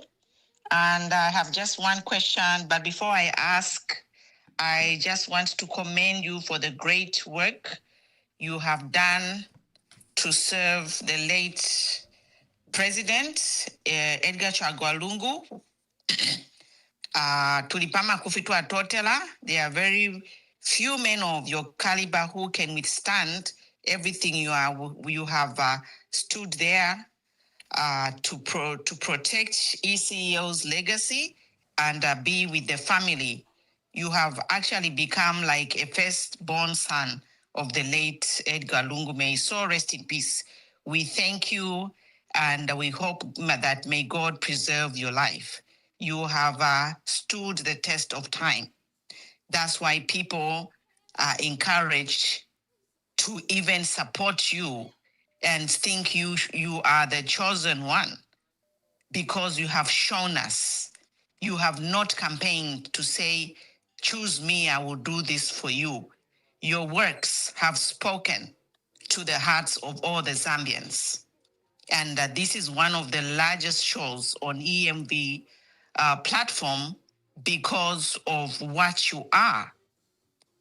And leaders are chosen. A true leader from God will be chosen by the people.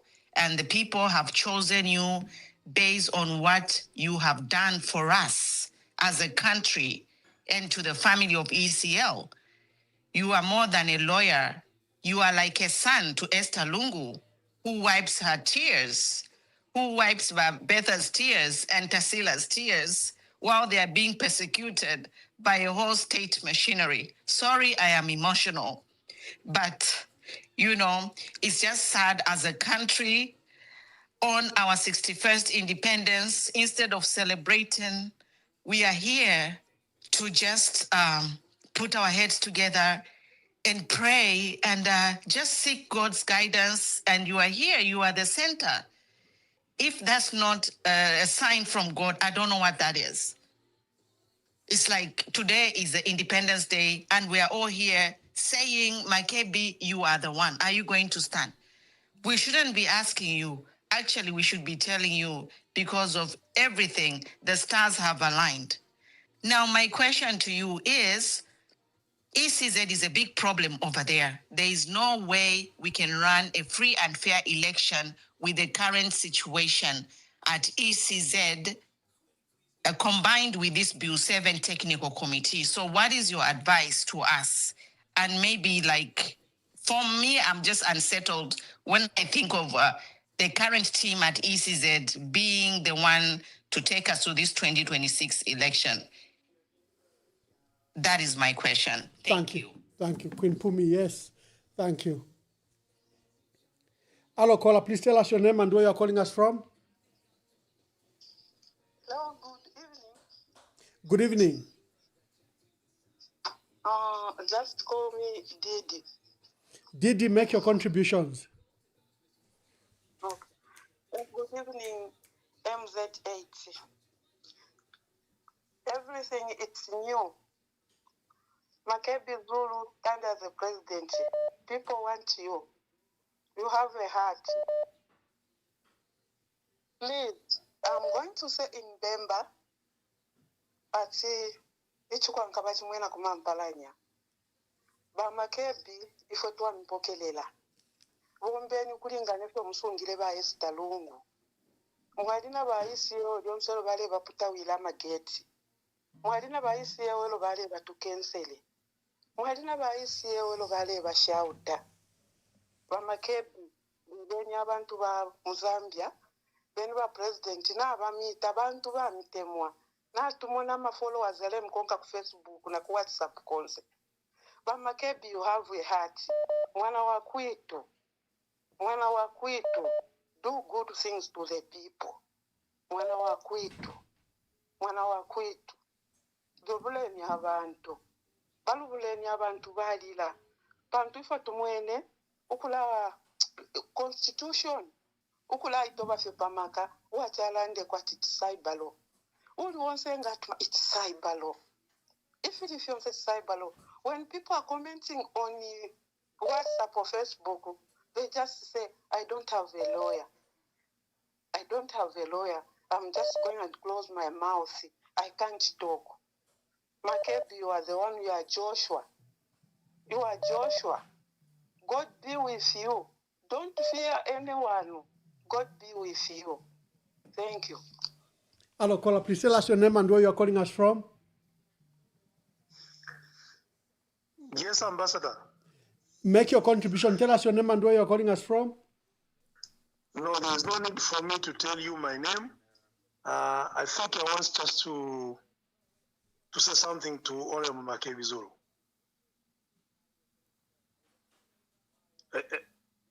Are you there, Ambassador? Yes, yes. Everyone can hear you. Make your contributions quickly.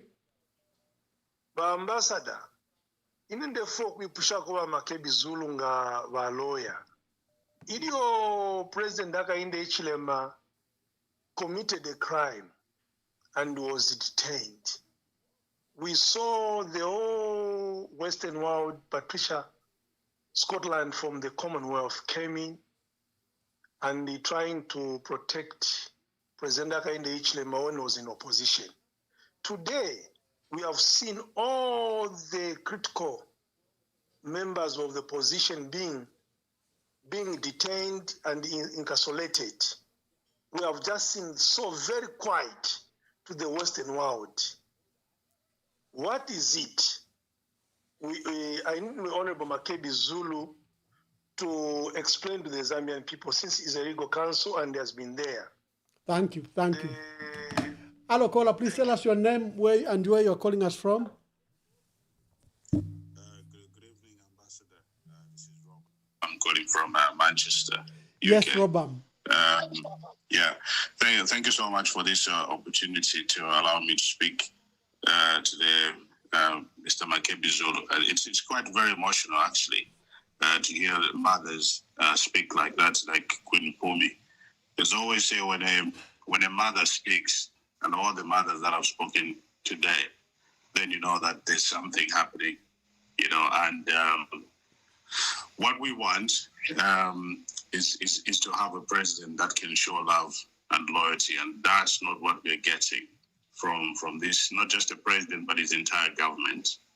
You know, when people question that things are not okay, and then the president has the audacity to even say, Mukarakut.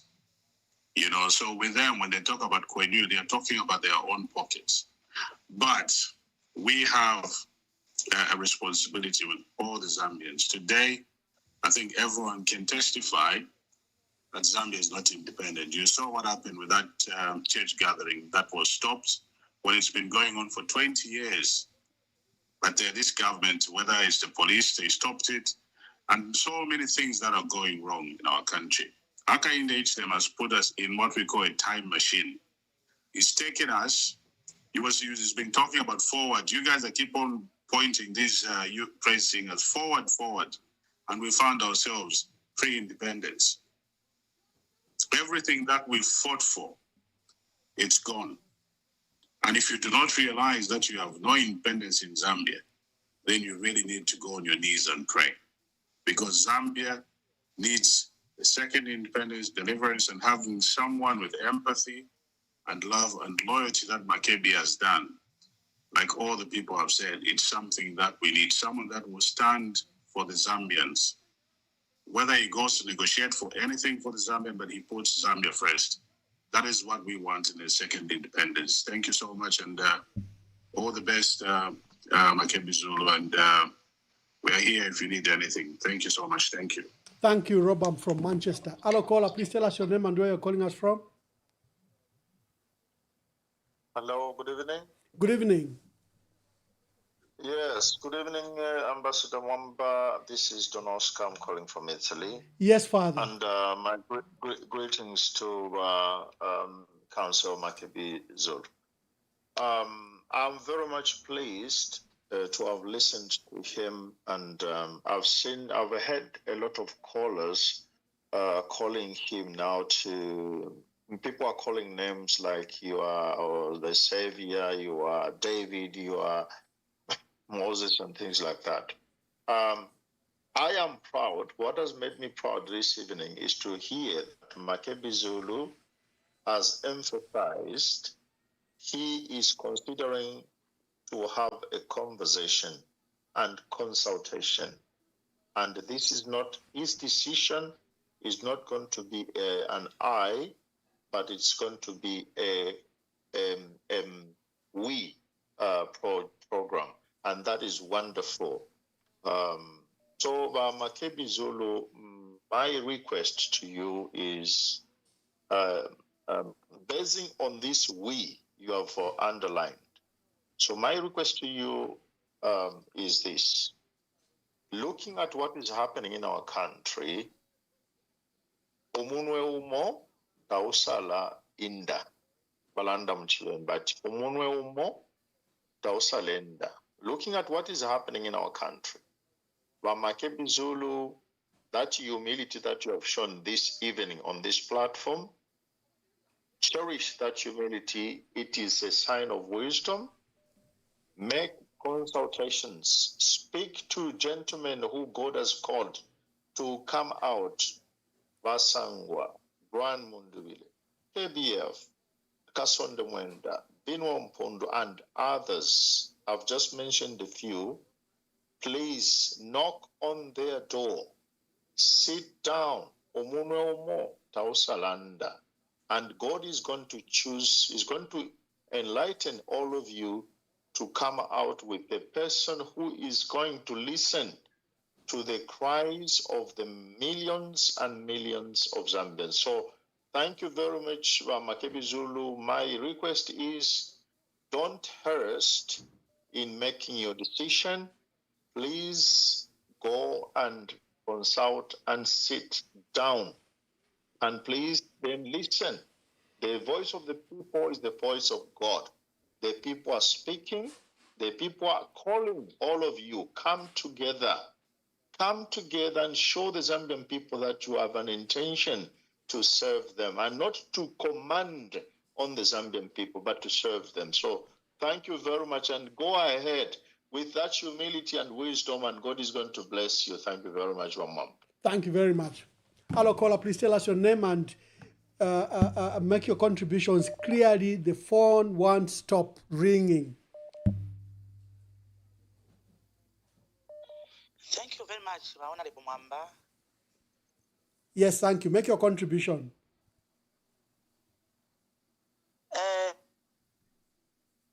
Bana Angela, nde tumina ku garden chirolo. Mkwai. Mfuika mkwai. Mkwai muleo mfuika landeni. Hello. We can hear you very clearly. Awe. Thank you very much, Honorable Emmanuel Mwamba. Ifo tulikunu maba Makebi Zulu. Pantu butushe wotwa na bufula ba Mwamba. Apa telefo omuntu wakwisa mukutulubula. Pantu na tuchula sana. Morning today it is independence ngam abantu bare munika watuli bana banshiwa. So if we hope Yesu ili paliba Makebi Zulu kese turubula mu 2026 so that tukese kalako bwino abafyashi beso bali tufumya mu machushi yonse ayo twapitamo. But by this time we are still suffering machushi ayo amwene mwamfa ba mwamba. So if yonse ikachane ni mubombele chapamo Makebi Zulu nga mwa president ba vice lero mwaisa pange chakosa twamibika mu 2026 mutufumyeko mu nsala twali sana amaso ya pieces. Enough is enough. Bakainde mu 2026 bafure bafumyapo ama promises yabo na bafiro complete tetulera mu blackout ubunga apabule abule dula fyonse tapare. So if we hope we see Makebi Zulu na group yabo alliance, because we know Makebi Zulu next 2026 Thank you very much. Hello caller, please tell us your name and where you are calling us from.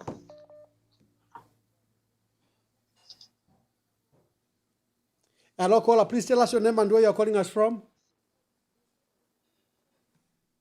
Imbira ya mushita bayasukira mwabombe nima mumba weso. Endita. Ya mkwaye. Wa Makebi Zulu mpende tata. Bale myumfwa.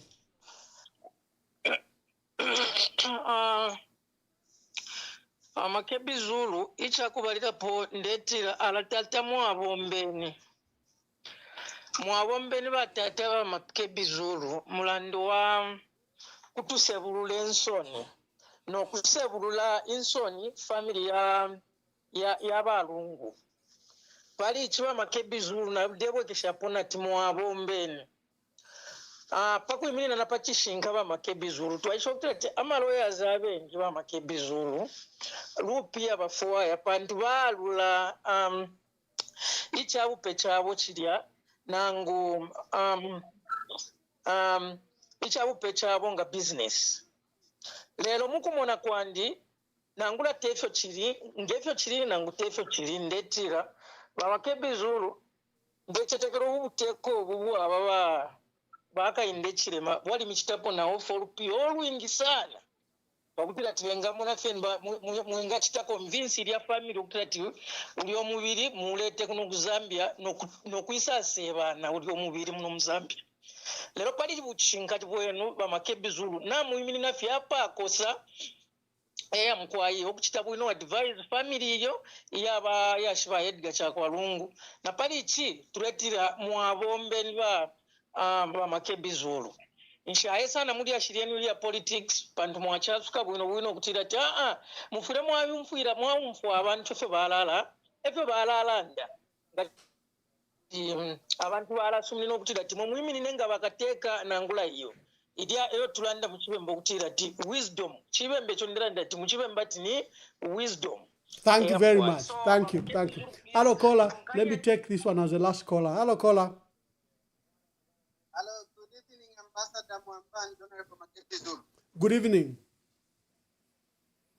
First of all, let me mention that Honorable Makebi Zulu, you are a likable individual, and you don't have to lose elections 5 times to become president. So already that's a strength. But I must make mention and make it very clear that you are being very slow as opposition leaders and yourself. We need to be steadfast right now, okay? Because towards 2026 general elections, you are lacking political preparedness. So you need to be fast. Okay, all the opposition leaders, you are taking time to make action. You are taking time to make the critical decisions. So please, as much as you are consulting, know that Honorable Makebi Zulu, people want you, and make that decision ASAP. Thank you. Thank you very much. Hello caller, please tell us your name and where you are calling us from.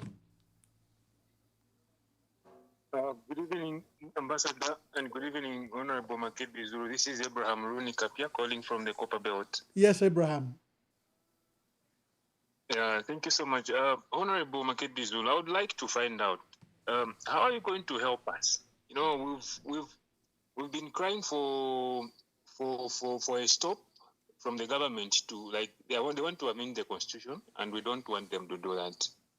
But it seems like they are so powerful, they can't listen to us, and whatever we say, it's like nothing to them. So how are you going to help us? Since we don't want them to amend the constitution, we may be saying, no, we'll come and deal with them in 2026.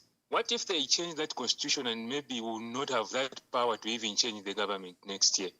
Because if they change this constitution, if they amend it, we're going to have a problem, maybe even when it comes to elections. So I was thinking maybe if you, as a lawyer, as a constitutional lawyer, can help the country to fight this one, because it's dangerous, and our country, where it's going, we don't even really know where we are headed. And secondly, Honorable, we've heard people calling your name to say they want you to lead this country. I think even if you never had those intentions, then I think you need to have them. If you never had intentions to come and contest, then please, sir, this is the right time to contest.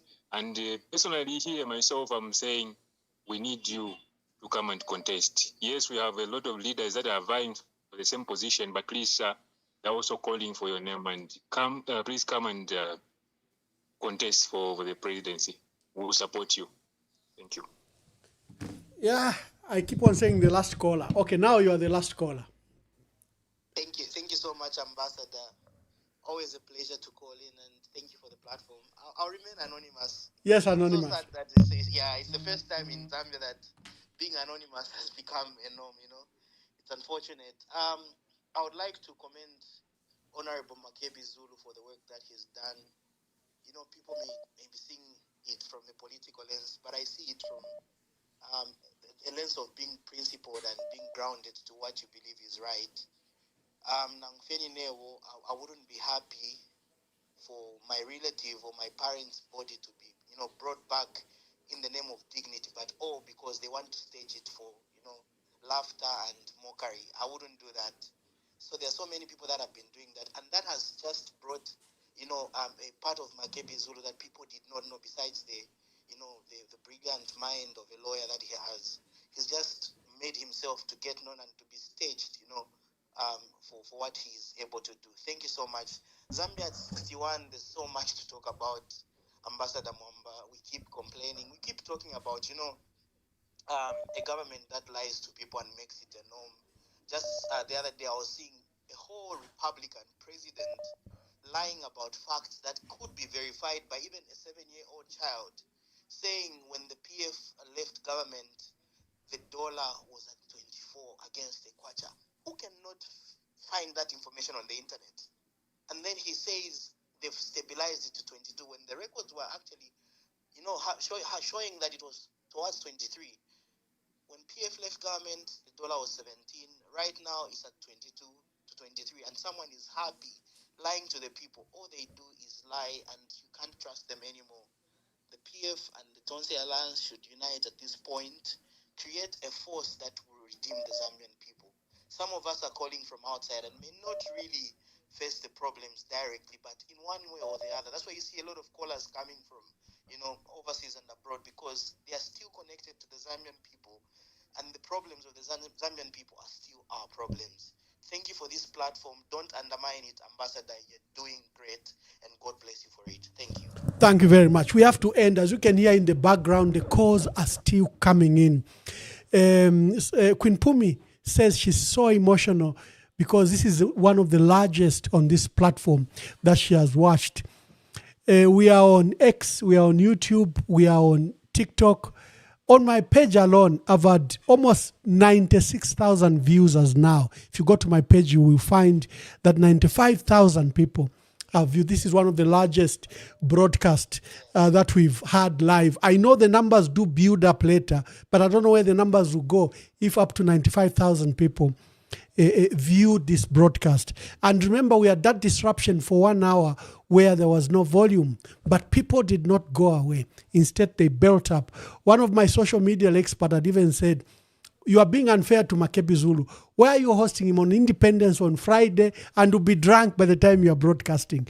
But against all those odds, Makebi pulled the numbers. I think what the Zambians are saying, Makebi, they are giving you flowers. They are recognizing, despite the insults, despite what you've gone through, the Zambians today rallied around you and supported you. And many even called for your leadership for this country. So let me invite Honorable Makebi Zulu to make his last remarks. This broadcast has been a humbling broadcast for me. And thank you, Zambians. Thank you for rewarding, people that are selfless in their ways. And Makebi Zulu has received insults. He has received attacks. But today, you came literally emotionally just to give him that age. So thank you for that. Honorable Makebi Zulu, the number is, as the phones is still ringing, but we have to end the broadcast. Let me invite you to answer some of the questions and give your last remarks. Thank you very much, Ambassador. I'm very emotional, I must say. It's been a very humbling program, and I'm at a loss for words. I'm really at a loss for words. Safe to say that every Zambian should know that the law is intended to protect them from any form of tyranny, either in leadership or any form of tyranny. The law is intended to protect them. The law is not intended to make leaders untouchable. The law is intended to enable leaders serve the people. And if President Hakainde Hichilema is listening, I'm hoping that he listened to what the people said. It is not a lack of leadership that is there, but a failure of leadership. And it is upon all of us to step up and be the leader that we promise the people to be the leaders that we are called to be. Because the call to leadership is a godly call, it's a divine call. And to abuse that call to leadership is to dishonor the person that puts you in that particular position. I pray that you may introspect your leadership and honor the person that gave you that call to leadership. To the many callers and to the Zambians that are out there,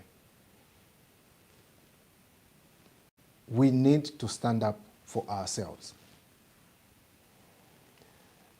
It is not right that we should be considering people that speak the truth, a person who speaks the truth, as being brave. Telling the truth is not an act of bravery. That is how we are supposed to be. That is what we are called to be. And in so doing, we'll be of service to everyone. This call to duty is a call for everyone. I'll say it again, it's a call for everyone. No one is going to come from outside Zambia to save us. We must save ourselves. We should save ourselves. And we have processes that we have put in place to save ourselves. Let's honor those processes. Even if we're going to choose Queen Pumi and say, Queen Pumi, stand. Let us all rally behind Queen Pumi because that leadership is from God. You have called on me to stand, and I'm saying it is not about me, it is about all of us. And in these consultations, like Father Pombe Oscar Mansa has said, it is a matter of consulting and a matter of everyone coming together. What I hear the Zambians say is that everyone in the opposition come together, let us save our country, because no one else is going to save us. So my call is to Dr. Sangwa. My call is to KBF. My call is to Brian Mundubile. My call is to our acting president, Lubinda. My call is to Kasonde Mwenda. My call is to Chishimba Kambwidi. My call is to every leader of the opposition, every leader within the party, every leader outside the party. Can't we do this one thing for Zambia? Can't we come together and unite for Zambia? That is what Edgar Lungu died for. When he was coming back to politics, he said the idea was to unite. When he was part of UKA and part of Tonse, the song that he sang through and through was to unite the opposition for purposes of saving our country. There will be a failure of leadership on the part of the opposition if we do not come together. We need to come together for the sole purpose of saving our country. And duty calls now. This call is not to any one individual. This call is for all of us to come together and deal with the issues that our country is facing. Because only us as Zambians, only we as Zambians can save our country. And like I did say earlier, this is not a we factor. We'll continue to consult. And the very people that I've mentioned here, and others that the clergy, and all those that are informed, are involved in the country, in the running of the country, even you in the diaspora, let's engage in this conversation. Let us make a firm decision and save our country as one. Let us do that, and we will see greater things happen in our country. Your call must be heeded to, and your call will be heeded to. In the meantime, let us concentrate on coming together. Then we shall emerge as one, and this leadership will be a leadership of oneness, for that is what we are, and that is what Zambia is. Thank you very much for hosting me, Ambassador Mwamba. Thank you for this opportunity. This has been a very humbling experience, and I'm grateful for this opportunity. The Lungu family is grateful for this opportunity to also speak to the people and let them know exactly what is happening. You have not been neglected as Zambians. You have not been denied an opportunity to bury President Edgar Chagwa Lungu. That will be done, and you will bury President Edgar Chagwa Lungu with the dignity and honor that he deserves. I'm grateful for this opportunity once more. Thank you, Ambassador.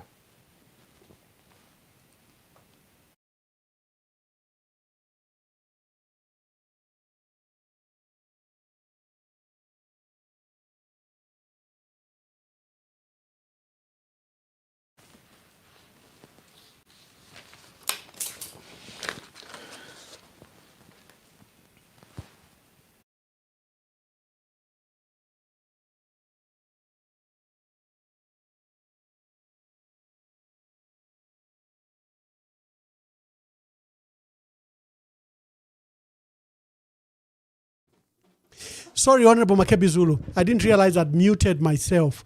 But there's a question of faith. Before I let you go, there's a question of faith. Would you like to answer that question? Yes, I would love to answer that question, because I'm not ashamed who I am. I'm a Christian, I'm born again, I fear the Lord, and I serve the Lord. Thank you so much. Wonderful. Thank you very much. To our dear viewers, thank you for your patience, and thank you for staying there very late to watch this broadcast. And we are humbled by the huge numbers that have turned up to the broadcast, almost going to 100,000 views just this evening. God bless you, and until we have another broadcast, I think on Monday, happy independence, and reflect on our country. Our country can be better.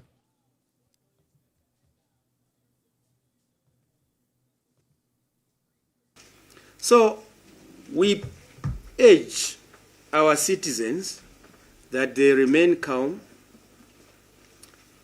We can see light at the end of the tunnel, and that tunnel is now becoming shorter by the day.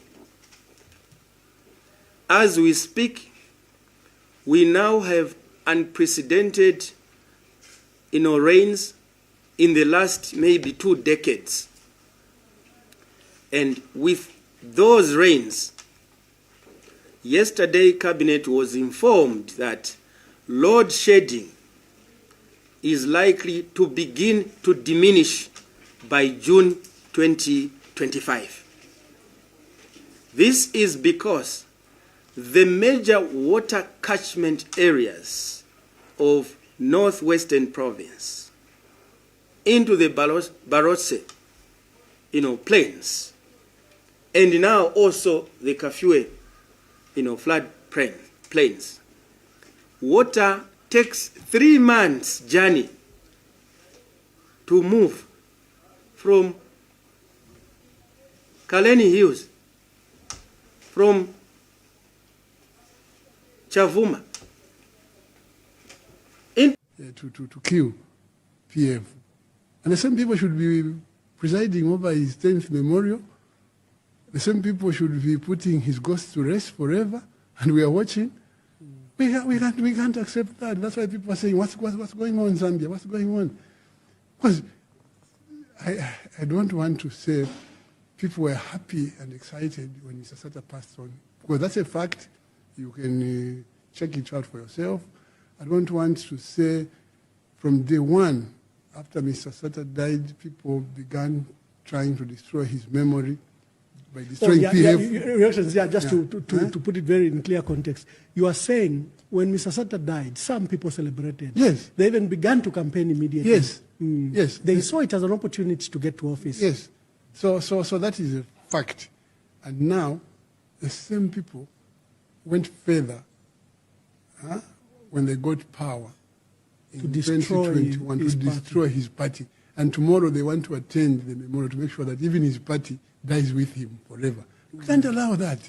So for me, I'm waiting between now and tomorrow morning to see what happens. How can you allow somebody who has murdered your son or your daughter and you are still mourning to come and attend the funeral and be made to speak at the funeral? But how good your son was. And you know about it, you say, wait a minute, what's happening? And I think I can just say the whole thing, I summed it up when I spoke to one guy. I said,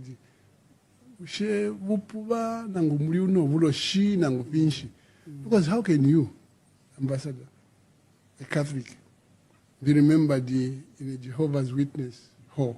Yeah. In the 10th anniversary, or how do you get to be dishonored? How do you get remembered in a SDA church when everyone knows that you're Catholic and so on? And the state insists. And the worst part is that I have learned that the Secretary to Cabinet is Catholic. Yes, he is. And so he's the deputy, Oliver Kalabo. They're Catholic. And they should have told government to say, look, how these things are done. Especially Patrick Angwa, who is a practicing Catholic church member, and I've seen him in church even giving mass, Holy Communion and so on. He should have said, wait a minute, we want to participate in this program. That's good. So let us engage the church to it, the late president.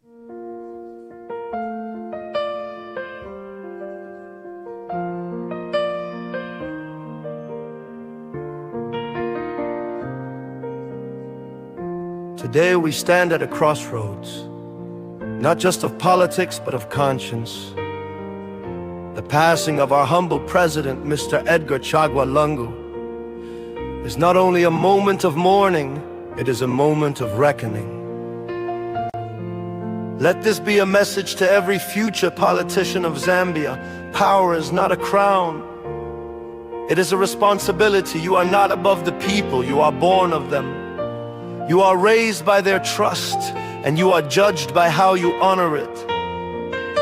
What we witnessed during President Lungu's health challenges must never happen again. No family should be dragged through courtrooms while grieving.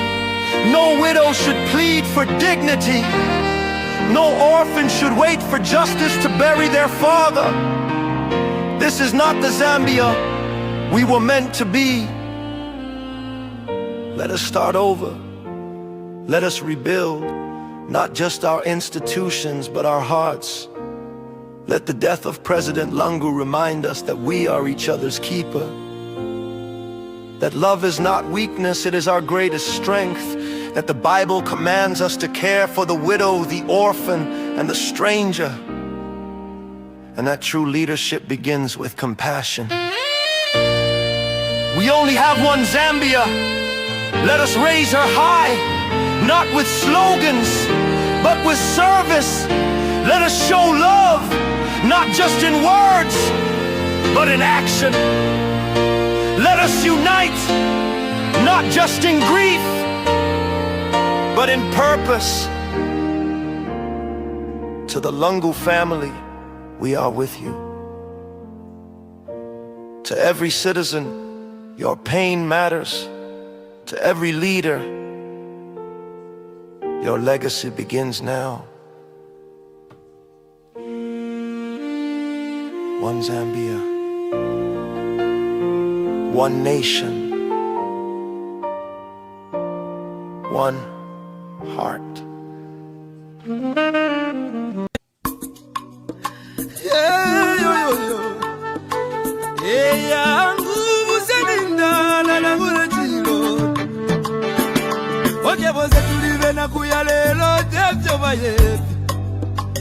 Amitapendwa ya vintu ifisume vyoza kula kuibukisha Tana depotimo Wimbo wa temenu wa katongi Awazunga watita katongi Nakula kuibukisha kateka Kaibuku muna kapona Nenseko siove pamenso Yangu ama umebaya Kiyaba Iyaba ume Iyaba ume Iyaba ume Kateka wabantu Twakulila lelo twakulila Shika kukonke milimo shove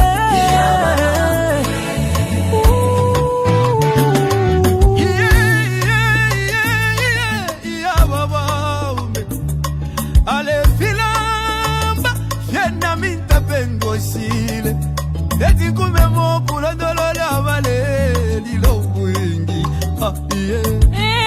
Iseko wingi mwakwete Iseso wingi mwakwete Mwaya Mwaya mwende wino tata wesu Katusi muchi mutege Wali bomba kale Lomba mwatuja tuleli lake Mupanga chiba Penda Mupanga mwine Oya mwine Ine nalila Nalila Nalila Ya mama ume Ala nacho mwabye Mama